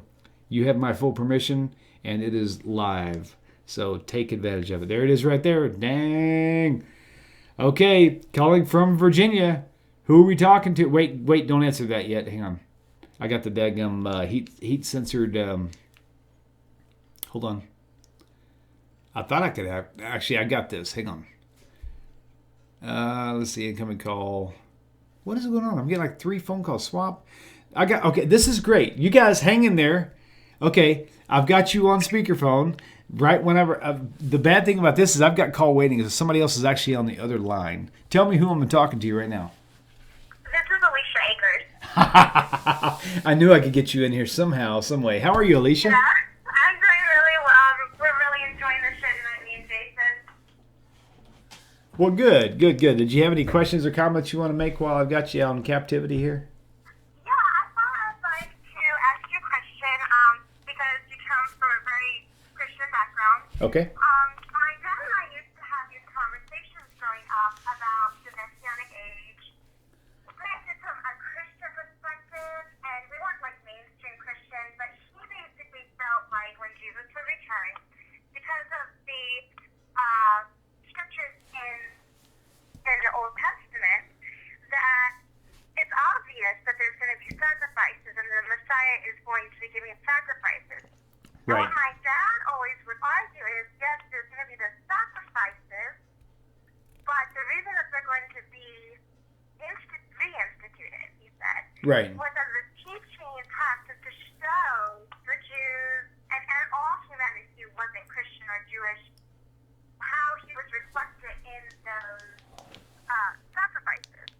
So what I've just been thinking about this, and I was wanting to get your opinion on, from a Christian and a Jewish perspective, is it wrong to give a sacrifice if you're sinless? And kind of, why would that be a wrong idea from a Christian standpoint and a Jewish standpoint? Okay, let me rephrase, because doing the call the way I did, it sounds a lot of it's kind of hard to understand, but I think I got you for the most part. One of my biggest problems that I used to have was Christianity used to say that Jesus came and he ended all sacrifices, but then I'm thinking, well, Christian doctrine would teach you that it literally ended the sacrifices regarding sin, but not all sacrifices were for sin. So therefore, just by the pure logic of trying to understand what they were trying to say, was that Jesus, if he did at the time fulfill anything at all, the only thing he could have possibly taken care of were sacrifices regarding sin, which obviously he did not. But just for the sake of the argument, that was where it actually started to derail my train further into Christianity. And so, in general, will there be sacrifices in Olam Haba, in the world to come? And there are prophecies that actually, and I can't find them for you now. I know they're there. You can look them up. You could probably Google it by sacrifices in the end times or something like that, and they'll have scriptures there. But so, in general, will there be sacrifices in the world to come? And according to the prophets, yes, there will be. And so there's a lot of New Testament verses that are out there that are very problematic, that Christians either blindly turn their eye away from, or they just simply don't see them in general. One of those is Hebrews 10:26. And it says, for anybody who continues to sin after being made known the truth, it says that there will be no more sacrifices for your sins. There will be no more sacrifices except only a fiery indignation of punishment. I don't know. I'll have to look at it for you, but it's really blatant. It's like right there, and it's like there's certain things like when you're playing hopscotch, you want to jump over a number, you just jump over it, nobody will care. I don't know how to play hopscotch. I was just using it as a bad example, but in generally speaking, there is very much to learn about the sacrifices in the world to come and what they mean. Why are they even necessary? If the end times, and I'm in my mind right now, I'm thinking like I want to add a question to your question. It is, in the world to come, if everything's at peace, why do we even need sacrifices? What's the whole point of it? Maybe that's a great question I can actually present to Rabbi Singer on next Sunday's show as well. So is there anything I said that made sense to you or made things worse? Yeah, no, the Hebrew scripture makes a lot of sense, because I'm just trying to figure how, when discussing things with my parents, because this is what my dad justifies as, oh, well, yeah, there's going to be sacrifices in the kingdom, you're right about that, and it will come. But then there is a teaching aid, and so Hebrews is a really great thing to show that no, there aren't any sacrifices, and that they've been completely done away with according to the New Testament. I guess my other thought is, in Judaism, is it wrong to give a sacrifice if you haven't committed a sin? I guess one thought on that would be Job, because he would give sacrifices, it says, I guess, less to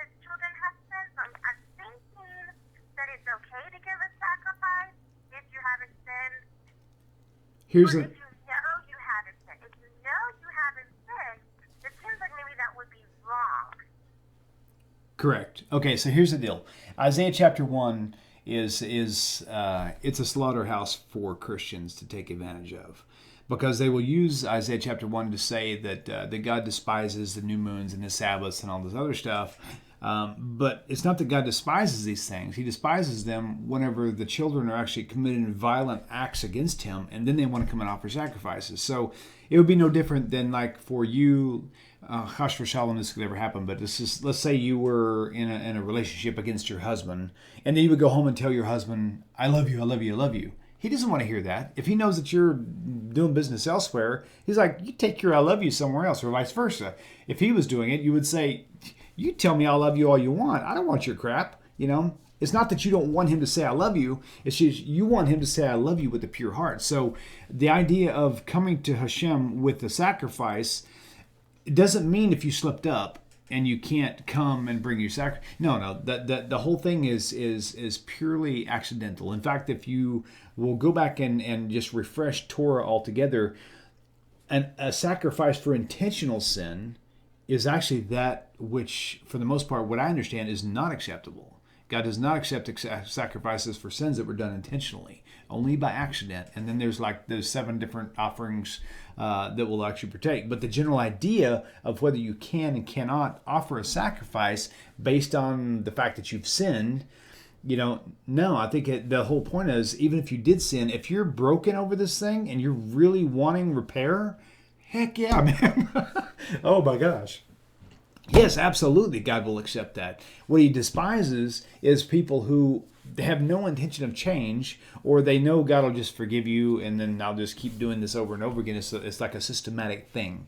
It's like this program. I can do what I want, but as long as I offer a sacrifice, I'm good. I can reboot and start all over again. That's where there's a problem. And so the answer to your question is this: as long as you're broken over what you did and your intent, whether your ability to change or not is present or valid, it doesn't matter. If you're broken over what you did and you really have full intent to change, that's the prerequisite for actually repentance right there. If you're willing to say, Lord, I know I screwed up and I want so bad to change, that's what he wants to hear. That's what he wants. That's what he wants. So like my dad's scenario, well, Jesus Christ is going to come back and the world will come, and he's going to offer sacrifices, but he's perfect. And so, yes, he offers a sacrifice for himself, but it's mainly as a teaching mechanism. So, like, from the Christian standpoint, if you play this scenario out, Jesus would not have done anything wrong. And he would be using it as a way to teach people. Okay, can I? How the sacrifices work. Can I? That's what I'm wondering is, would that be wrong to kill an animal over doing nothing to teach Okay. somebody? Okay, let me do something. I'm gonna kind of derail you for a minute. Is that okay? Yeah. Okay, it's a good derailment. Don't worry, it's not. I'm not gonna throw you off course. Here's the thing. My advice to people. Okay, first of all, let me back up. I'm gonna give you a business example of how I function with my work. Okay, when we lived in Tennessee, we had to hire a bunch of people to work for us. Okay, because my boss came to me and said we were building 3 houses a year, and now we're going to be building like 30 houses a year. So you're either going to have to increase your payload, or you're going to have to leave, and I'll hire someone else. So I was like, well, we'll hire someone else. I mean, we'll actually hire people, and we'll take care of it. Okay, so we went through this hiring phase with the company I had in Tennessee, and it was a major rush, right? So I would take one person at a time, and we would talk for like 45 minutes to an hour per person. Out of every 10 people, maybe 20, I might hire one. Think about that. Math. 20 hours dedicated to just talking to people to see what they know, right? After about 3 to 4 months of hiring people and firing them because they didn't know what I thought they knew, I finally developed a plan. And the plan was this. this is carpentry, and so people who are watching who knows a little bit about a tape measure will get this right away, especially if you know something more than a framing carpenter would. So I decided that I had to figure out a way to cut the time down by a huge portion. So I actually had this piece of wood, and I actually stretched it out. It was like a 5-foot piece of wood, and I took my tape measure on this piece of wood, and I put these marks on this wood that were actually in between the lines. I knew what they meant, okay? And an experienced carpenter would also know what they meant, right? But someone who didn't know, they wouldn't know how to hold a tape measure. They wouldn't be able to tell me what the measurement was because they would be stuck in their mind trying to calculate. But for me, that saved me a world of time. So what happened was what used to take me 45 minutes to an hour to interview someone to come to actually hire them, I cut it down to like less than 2 minutes. I mean, that's like a massive cut of time, of wasted energy on my part, right? So what we decided to do was I had this board. They would come in. I would say, hi, what's your name? They'd tell me the name. I said, do me a favor, just read these measurements off to me on this board. I'd hand them my tape measure, and I would watch them to see how they handled the tape measure, see if they knew how to even hold the thing to begin with, which most of them didn't, which is really weird for journeyman carpenters. And the ones who could read off the tape measures accurately within a few seconds, I would hire them on the spot, just like that.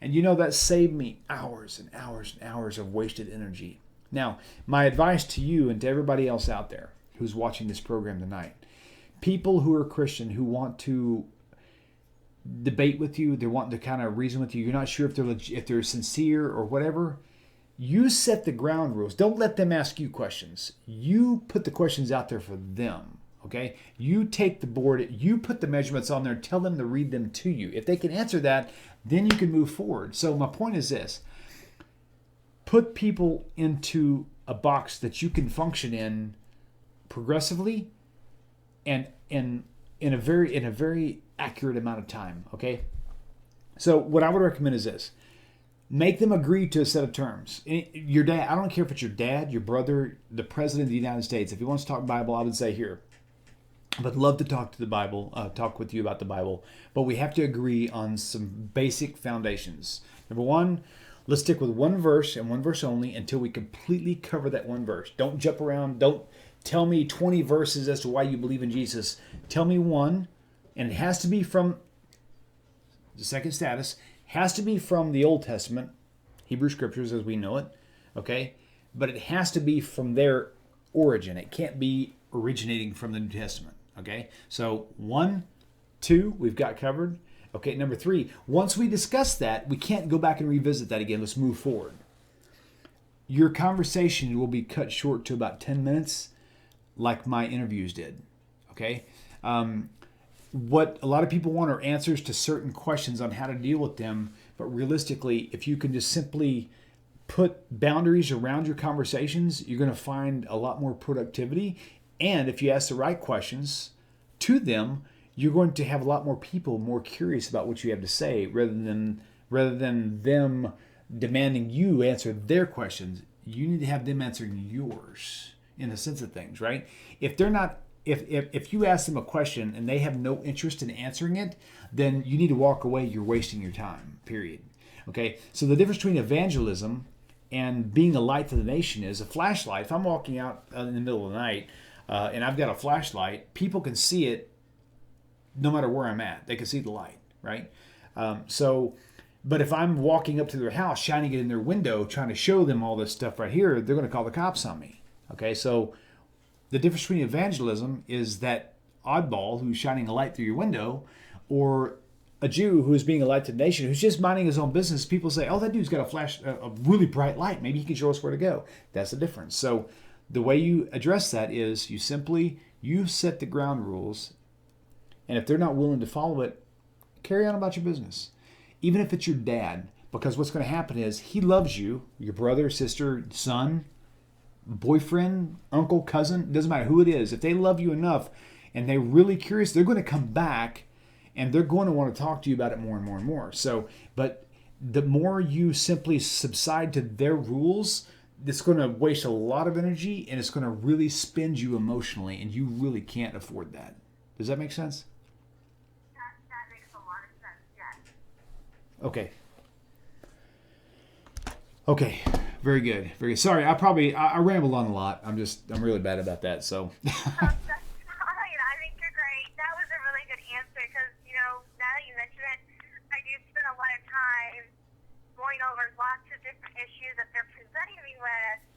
And you're right, if I cut it down to even just the Old Testament, and Right. being there, it really cuts out a lot. And I do feel like I spend so much time trying to show them basically on their terms instead of just answering straight, okay, this is what I believe and this is why I believe it, Right. and really discussing the scripture at hand.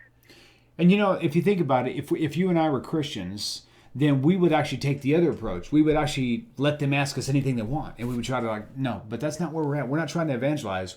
We're trying to live our own lives. We're shining our light over here. If they want to join us, they're going to ask you. They're going to say, "Hey, can I come and see what you're shining on?" They're not going to say, "Hey, shine your light over here. Let me show you what I want you to see." They're going to follow what you're doing and follow the light that you're shining to begin with. So, in general, that's just a safe way to go. You know what I mean?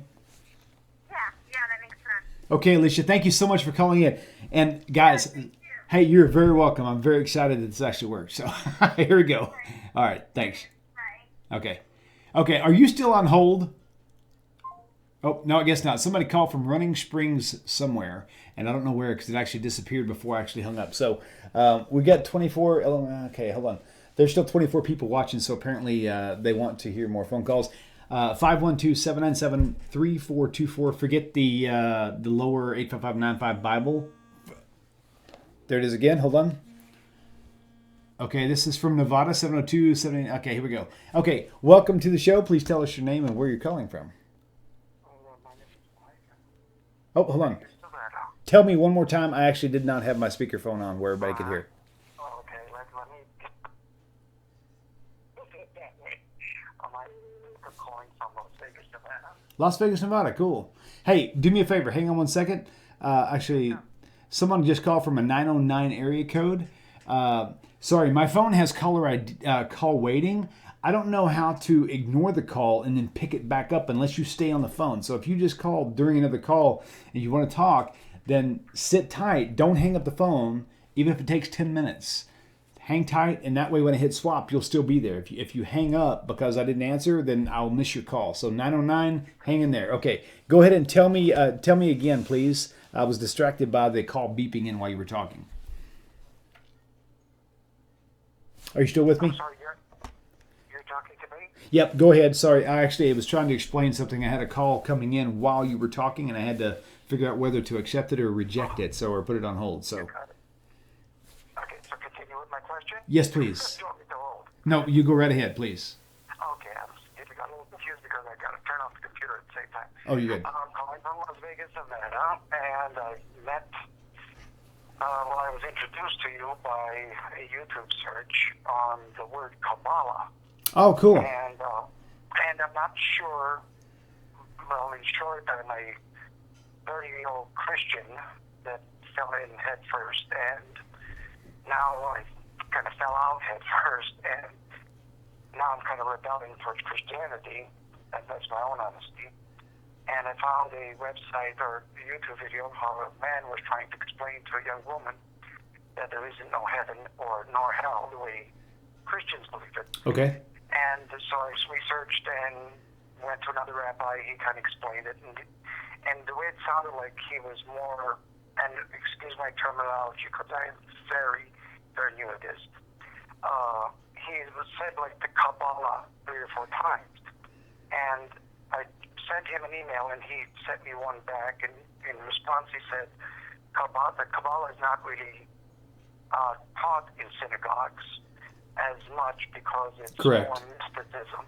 If I'm saying anything wrong, stop me, please. No, you're doing good. So far, I completely agree. So now Right. I'm confused. Is the Kabbalah, and I think you'll understand what I'm saying, is the Kabbalah like the extreme of Judaism, or is that all part of it?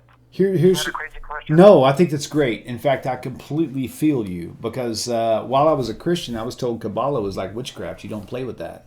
But I will tell you what I have experienced in my journey is that there are sects of every group, whether they're Christian, whether they're Jewish, whether they're, I don't care who they are. Rabbi Singer said it best. You have your kooks in every group, okay? So there are certain sections of different groups that are very extreme, like Muslim, for example. Most of what we experience in Muslim America is the news media, and it's always extreme Islam, okay, or radical Islam. But I actually personally know Muslims who are very much against that, and they don't believe that anything that they've learned in the Quran teaches that. But you have those who say that it does. Okay, so with the same level of dose, I would have to say that Kabbalah is the same thing.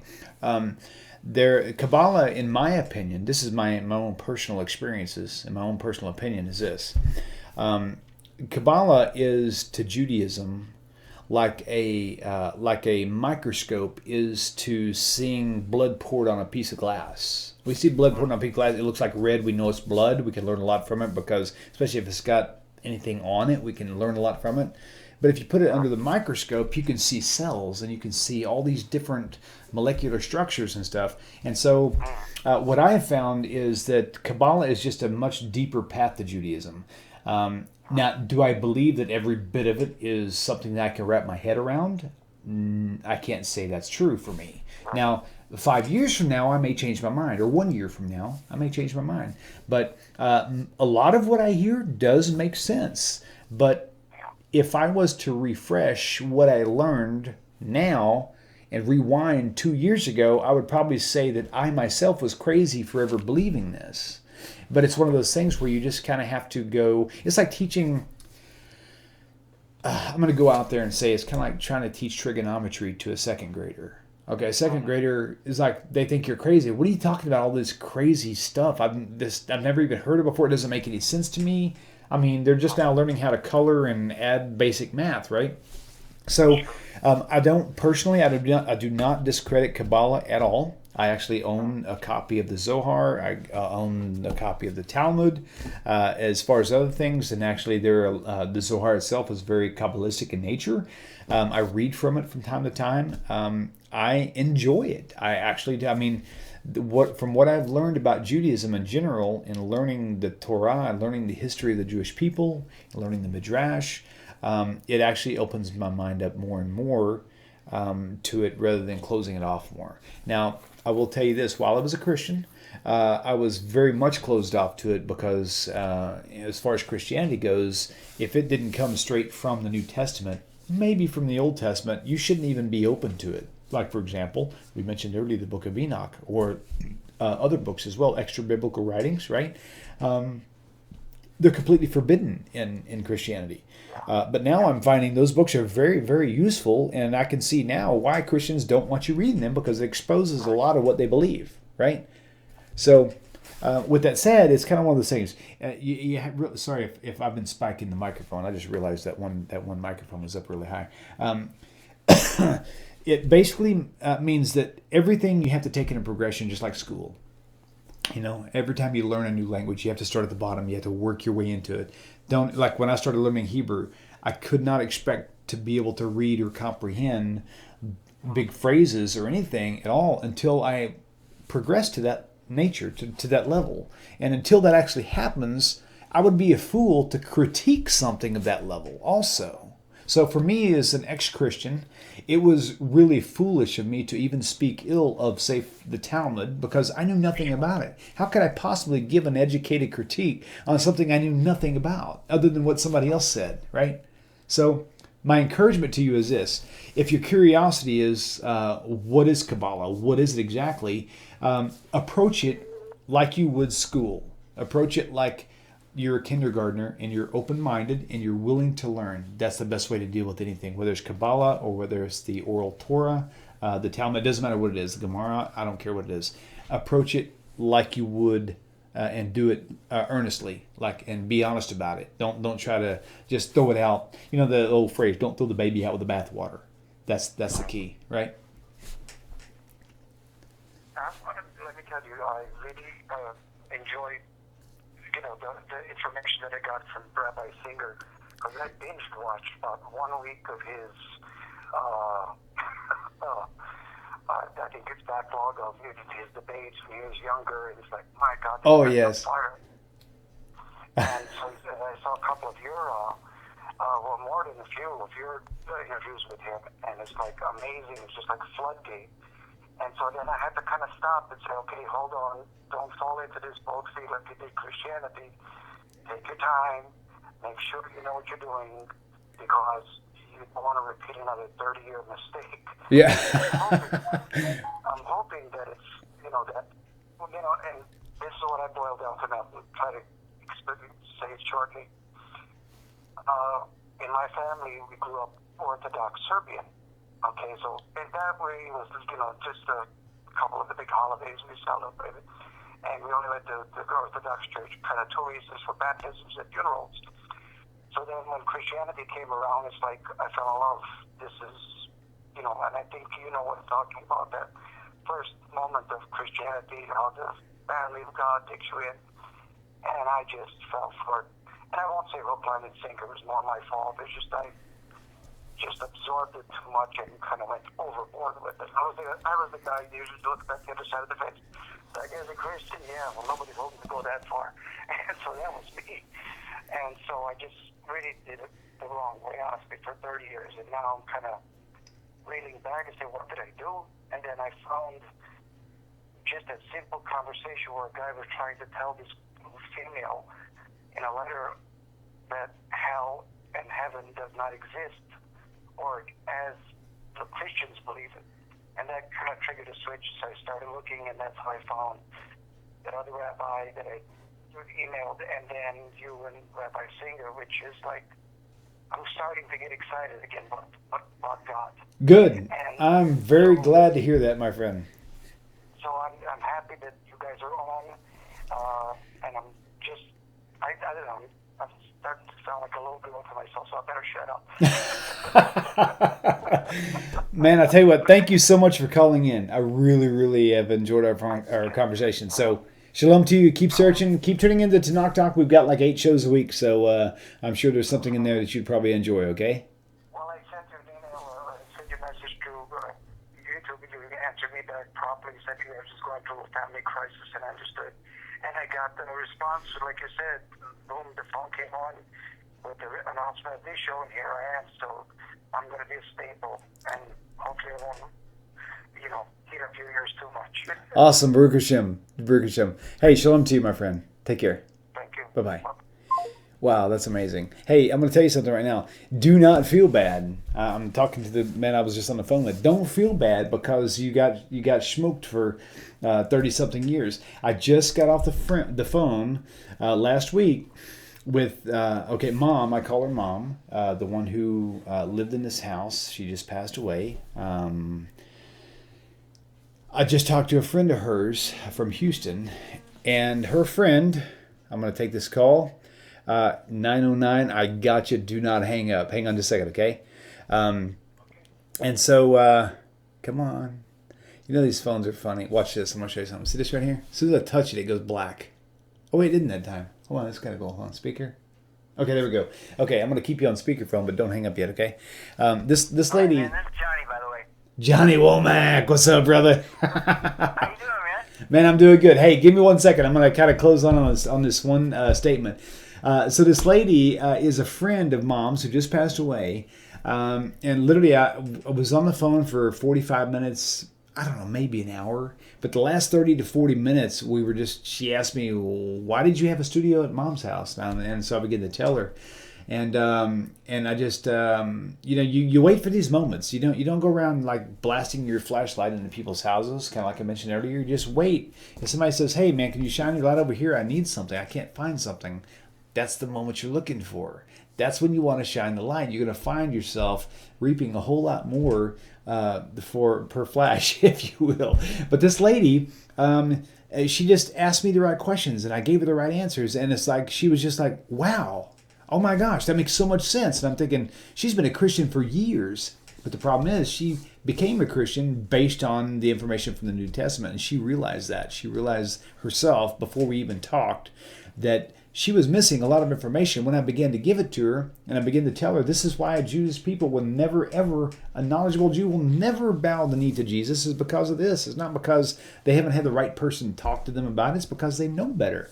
It was amazing. I mean, she completely had a complete change of view on things just for that very reason. So if you're a 30, 40-year Christian and you're questioning your faith, don't feel stupid. Don't feel ashamed.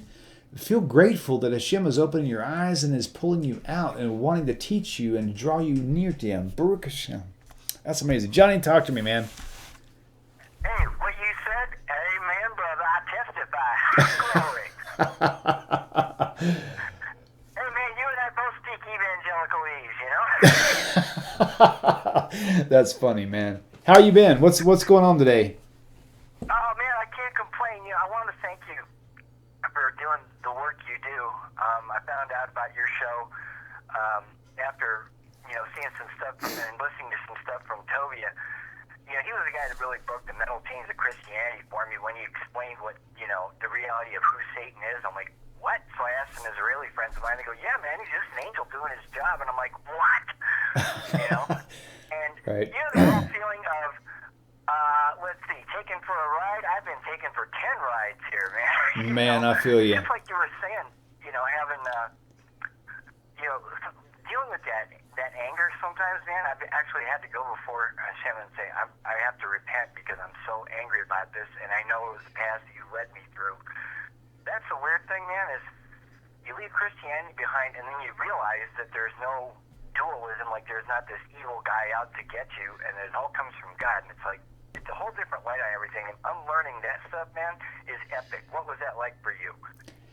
Man, I'm telling you, it was earth moving on my end too, because I was pretty aggravated in the beginning.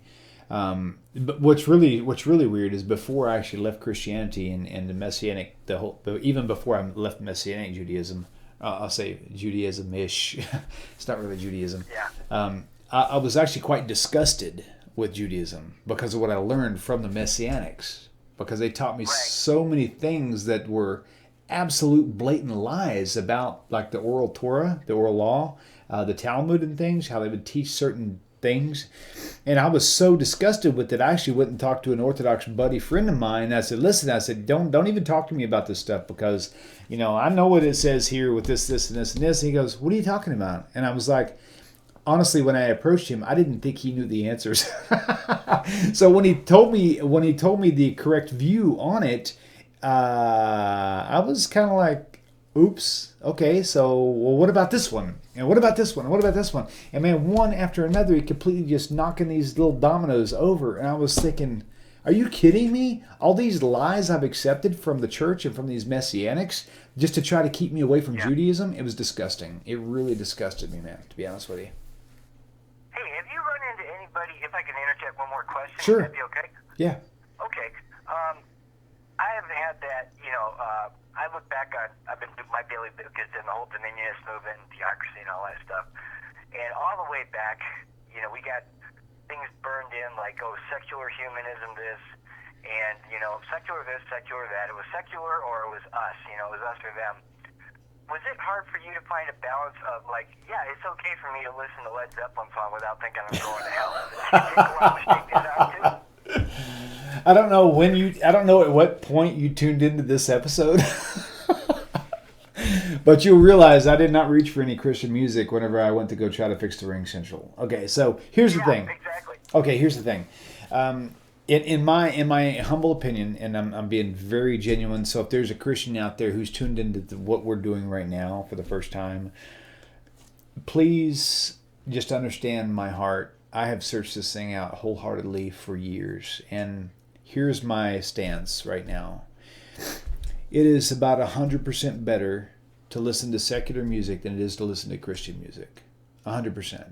Because you know, I mean, the people who create secular music, most of them are lost. They don't know Hashem. They're expressing how they think and how they really feel, and they're connecting with people. And they're doing it like sincerely for the most part. The Christian music that is out there is geared to get you to follow their path. It's geared evangelically to get you to break you, to try to like molest your emotions to where you will submit to what they're doing, and then it's going to eventually entrap you into idolatry. Right. You know, the Christian watching this right now may be like angry now at what I just said, but a year from now, 2 years, 5 years from now, come back, watch the same video again, you're going to have a different opinion. Trust me on that. That's all I got to say. And thank you for the humash, man. You have a good night. Hey, man, are you using it? Yeah, I'm starting to, and man, it's like to say that it's seismic doesn't even begin to cover it. You know, just reading it as it's supposed to be written, and then these amazing commentaries with it. I'm like, this is a book everybody walked around with for thousands of years, and I didn't even know about this as far as being able to read it, you know, as it's actually written. And these commentaries, after you go through Strong's and Matthew Henry's commentaries and stuff, and then you read commentaries from Rashi and these guys, and it's like, you know, it's like you were saying, you go from second grade arithmetic, and all of a sudden it's trigonometry, and it's like, wow! Yes, exactly. You know, my grandkids keep going, oh, Papa must be reading his Bible again, because I'll be going, I don't believe this! You know? Oh, my gosh. I'll get off the phone, brother, but thank you so much for all you do. I'm very sorry for your loss, but you were missed, and it's good to see you back. Thank you, man. I really appreciate you very much. Thank you so much, and we'll talk to you soon. Shalom, shalom. Okay. All right, very good. Okay, for those of you who don't know what a chumash is, a chumash, I sent Johnny Womack a chumash. It's a Bible-looking book. Chumash is actually a Hebrew word. It stands for like it actually represents the first 5 books of the Torah. Chamesh is the number for 5. So Chumash is the first 5 books in the Torah, and in this Chumash it actually has Hebrew and it has English, and it also has commentary, and in that commentary has a lot of the midrash mixed in with it, with Rashi's commentary and other things as well. So it's a really priceless jewel. And if you're interested, and if you actually have a chumash right now, if the viewers on here who don't know Hebrew, but they actually have a chumash, if you'll contact me, I'll teach you how to actually turn your regular chumash into an interlinear Bible, to where you can actually learn the Hebrew from by using a series of code numbering systems. It's pretty awesome, man. It's what I used for the first year and a half of learning Hebrew. That's exactly what I used, and man, it was incredibly effective. I'm telling you, it's amazing. So, okay, cool. So let's see what we got here. I don't have a call coming in, so I don't think. Let me make sure my phone is still on. Okay, good. No calls in. That is correct. Clear. Smartphones. I don't know how smart they are. Oh, you know what? Hold on. We're going to do something here. I missed a phone call, but I don't know from who. From 99867. Oh, no. Okay, that's who I just talked. It was Johnny Womack. Okay, cool. Okay, so the missed phone call was actually from the guy who I just talked with. So, okay, I'm gonna look up on some of these comments here on YouTube. Oh my gosh, this is the most I've spoken in a long time without stopping, besides singing songs. Oh my, wow! Well, I'll tell you what, it's been fun, man. I don't plan on hanging up yet, but if you guys are getting tired, I can certainly find more than one reason to go catch some shut-eye. More comments below. Jason Aker said, even when I was a Christian, I did not enjoy their music stations, but I do enjoy... Man, I know... Oh, you know what's really funny? Jason Akers, I found... it's actually quite funny, but for me, I actually like AC/DC enough to really appreciate what I saw. If you haven't seen it yet, you're going to want to look this up. Look up Thunderstruck with the 2 dudes with the cellos, okay? And as you play the video, and you got these 2 guys walking on stage with this, like, I don't know, 15th century clothing, I don't know, like George Washington type clothing, and the audience is the same, and they got these big cello-looking things, and they're real proper, and they're doing their thing, and all of a sudden they start doing the tune to Thunderstruck, and before you know it, man, their hair's flying all over the place, and they're just... I was really impressed with how they were able to pull it off to begin with. And then there's another group of hillbillies using banjos doing Thunderstruck. And I was like, man, these people are way too creative. But it's really, really neat, though. So, anyway, let's see what we got here. Oh, yeah, it's hilarious. Jay. Oh, my gosh. Come on, man. JCDC, that's funny right there. All right, let me see what I'm missing here. Okay, so 512-797-3424. I could probably get time for another call or two if you're interested. My phone is on. I really don't know what's going on with Spring Central. I have no clue. I've never experienced that before. I actually took a phone call and the dang thing actually seized up on us for some reason. So that's cool. Oh my gosh. Well, you guys are awesome, man. I've had such a wonderful time. Unbelievable. Hey, just out of curiosity, how many of you are country fans versus rock fans out there? I'm looking at the comments right now. Let's see what happens. I'll take ACD over Jason. Johnny, you're cracking me up. Baruch atah Adonai Eloheinu melech haolam shehakol niyeh bidvaro. Remember that. Or if you drink wine is your preference. Baruch atah Adonai Eloheinu melech haolam borei pri hagafen. He created the fruit of the vine. Amen. That goes a long way. Wow. Okay, that was cool. Rock, Johnny Womack. I'll take it. Okay. Let's see. I'm asking this for a reason because I'm literally fixing to put on a YouTube video. Personally, I lean towards country, but I like rock also. But my rock preference is actually like 80s rock. It can be anything from soft to hard. As long as it's 80s, I'm pretty good with that. And then country would be like 90s country. So I don't really know. Enjoyed it. Good night. Barbara, love you, sister. You're such a sweet woman. Thank you so much for your help with the Knock Talk on video editing. Anyway, thank you for tuning in. You rock. That's really cool. I really love you guys. So, country fan all the way. Old Man River. Haha. Scorpions. Oh my gosh. Okay, hold on. All right, I'm going to pull off. We're going to put on the Scorpions, and then we're going to go back to country. But it's got to be George Strait or Alan Jackson or maybe some. Golly, it's been a while. It's been a while since I've actually even gone this route. Toby Kieth. Toby Kieth is like one of my favorites. So for now, just because my dear friend Johnny Womack has put out that request, we're going to pop up a little an interesting song that I actually really, really enjoyed. I don't totally get it, but I don't guess I have to get it. I don't know. There was a great line from a movie from Big Trouble in Little China with Kurt Russell, and he met this Chinese man. And all I remember is the scene is Kurt Russell's like tied up in this chair, is like this right here, and this Chinese guy, and Kurt Russell's like, man, I just don't get it. I don't get it. And the Chinese man says, you were not brought into this world to get it. So with that said, I don't get it exactly, but hey, I do enjoy the song. So we're going to pull off a little Scorpions. Unless I got the wrong group in my mind. We'll find out here in just a second. I'll tell you here in just, you'll actually know right away. Bear with me. Yes, it just took me 10 seconds to write one word. I don't type, sorry. I write with everything with a pen, so bear with me. Let's see. What? Oh, yeah, that's it right there. Okay, here we go. I got to tell you, though, if you stay tuned in, you're going to be subject to listening to me sing along because I actually like this stuff. So, all right, where'd it go? Here we go. I don't whistle very good. Johnny already knows what song I'm talking about, too. Okay, so here we go. Let's get past this. Oh, that's actually a cool video commercial, I think. It's not possible for you to be here. What? Okay, if you ever watch one of my videos and you can't skip the video, just shut the thing off. There's no need in watching it, man. I hate those things. Here we go. Here it comes. This is actually, I actually won a contest on this song one time. Passengers, rated PG-13. Ah, there it is. I'll turn it up some. Oh yeah, Gorky Park. Again, I had it's Russia's. Germany. Sorry.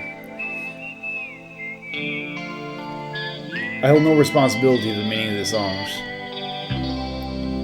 I followed the my squad down to Gorky Park, listening to the winds of change. A summer night, soldiers passing by, listening to the winds of change.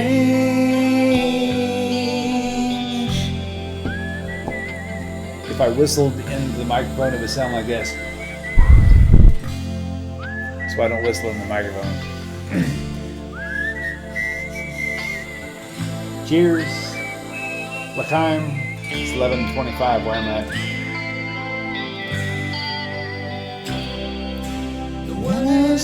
closing in. And who you ever think that we could be so close, like brothers?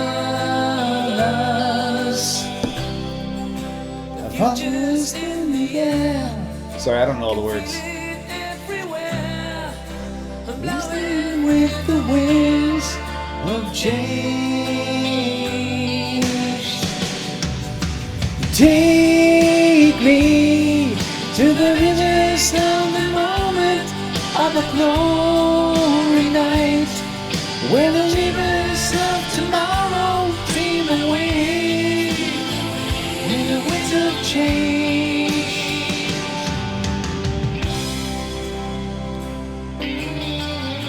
I wish I could play the guitar. That'd be so cool. Walking on the street, distant memories are buried in the past forever. I follow the my squad down to Gorky Park, listening to the winds of change. Take me to the rivers of the moment on the glory night, where the children of tomorrow dream away to the winds of change.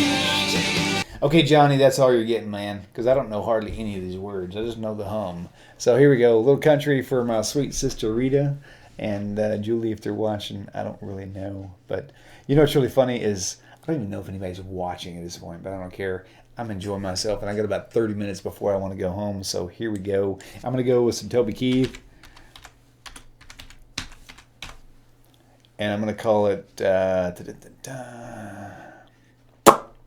Oh, hey, this is the first song my wife ever heard me sing in Nashville. So, yes, you guys are getting a sneak peek. There you go. Are you ready? Are you ready? Oh, are you ready? Because I'm ready. I'll sing for my wife any day. I don't care if anybody wants to watch. Yeah. Which you are you? Seriously? Talk about messing up a free barbecue, a commercial? Are you kidding me? At least there's a skip ad note. Okay, cool. We're good. Here we go. Cheers. Brukatan al Helmut Klam. Shikkel and Gavriel.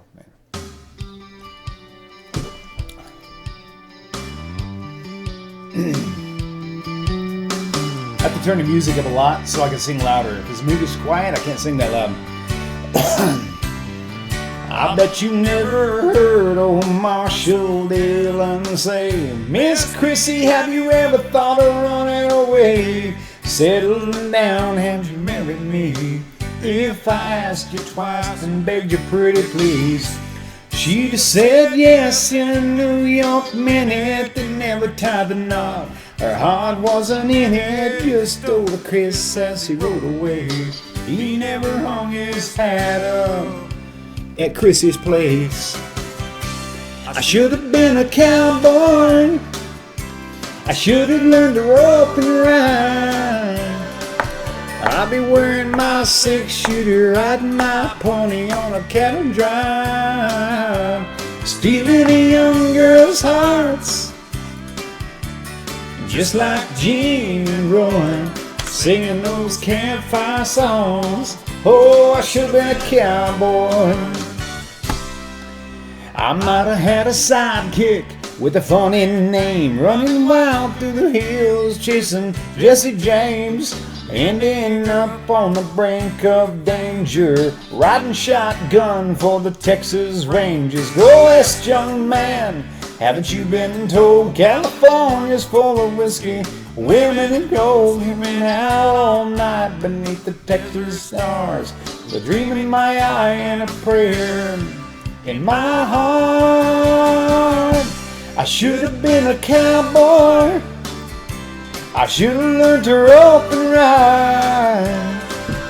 I'd be wearing my 6-shooter, riding my pony on a cattle drive, stealing a young girl's hearts, just like Gene and Roy, singing those campfire songs. Oh, I should have been a cowboy.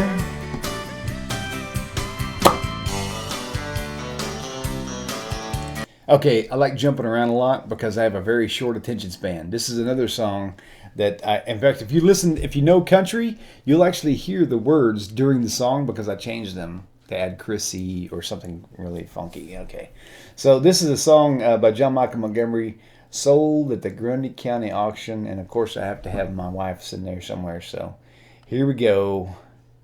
I love this song. Whoa, that's loud. Well, I went down to the Grundy County auction, where I saw something I just had to have. Well, my mind told me I should proceed with caution, but my heart said go ahead and make a bid on that. And I said, hey pretty lady, won't you give me a sign? I'll give anything to make you mine on mine. I'll do your bidding and be at your beck and call. Well, I've never seen anyone looking so fine. Man, I gotta have her, she's a one of a kind. I'm going once, going twice. I'm sold to the lady in the second row. She's an 8, she's a 9, she's a 10, I know. She got ruby red lips, blonde hair, blue eyes. I'm about to bid my heart goodbye.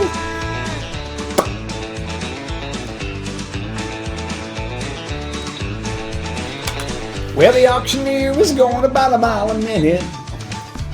He was taking bids and calling them out loud. And I guess I was really getting in it, 'cause I just shouted out above the crowd. And I said, hey pretty lady, won't you give me a sign? I'll do anything to make you mine on mine. I'll do your bidding and be at your beck and call. Well, I've never seen anyone looking so fine. Man, I gotta have her, she's a one of a kind. I'm going once, going twice. I'm sold to the lady in a long black dress. So she won my heart, there was no contest. With the ruby red lips, blonde hair, blue eyes. Well, I'm about to bid my heart goodbye. Well, we found love on the auction block, and she hauled my heart away. We still love to laugh about the way we met that day when I said, hey pretty lady, won't you give me a sign? I'll give anything to make you mine on mine. I'll do your bidding, be at your beck and call. Sweet tea. Never seen anyone looking so fine. Man, I gotta have her, she's a one of a kind. I'm going once, going twice. I'm sold to the lady in the second row. She's an 8, she's a 9, she's a 10, I know. She got ruby red lips, blonde hair, blue eyes. I'm about to bid my heart goodbye.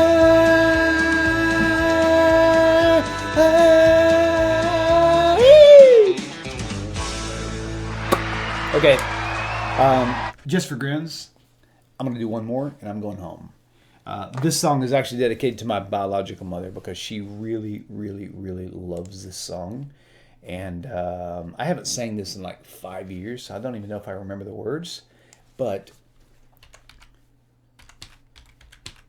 I really, really, really need to type, to learn how to type. Diamond Rio. Is there really that many titles, really, for Unbelievable? Are you kidding me? Hang on.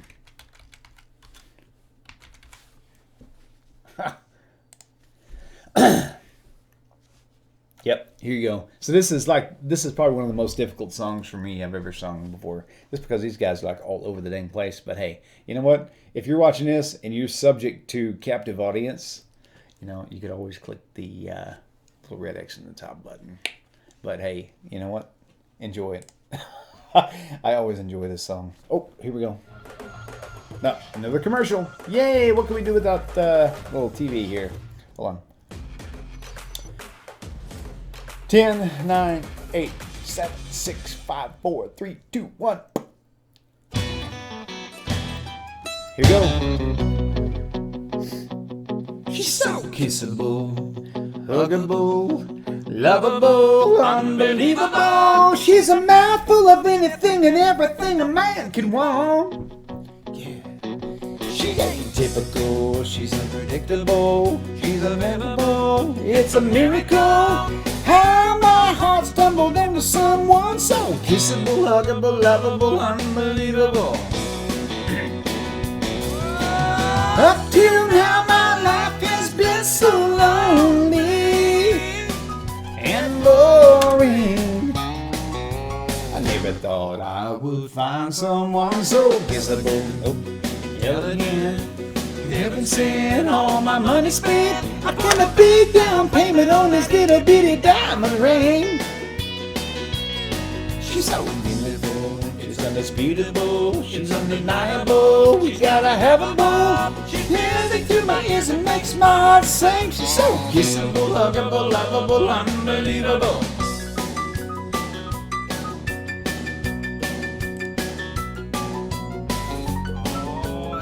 Oh, that's right.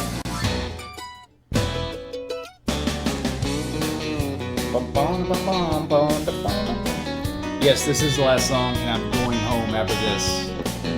Thank you guys for sticking around. There's so many things I want to tell her, like I love her, but every time I talk I start to stutter. She's so elegant, intelligent, heaven sent, all my money spent. I put a big down payment on this itty bitty diamond ring. Oh, she's so beautiful, it's undisputable, it's undeniable. She's gotta have a ball. Music to my ears and makes my heart sing. She's so kissable, huggable, lovable, unbelievable. Kissable, huggable, lovable, unbelievable. Kissable, huggable, lovable, unbelievable. Good night, folks. It's been fun. See you next time. Next week. Hey, 1 week from today, Sunday, 7 days from now, a full schedule. I hope to see you all soon. Shalom, shalom. Love you guys.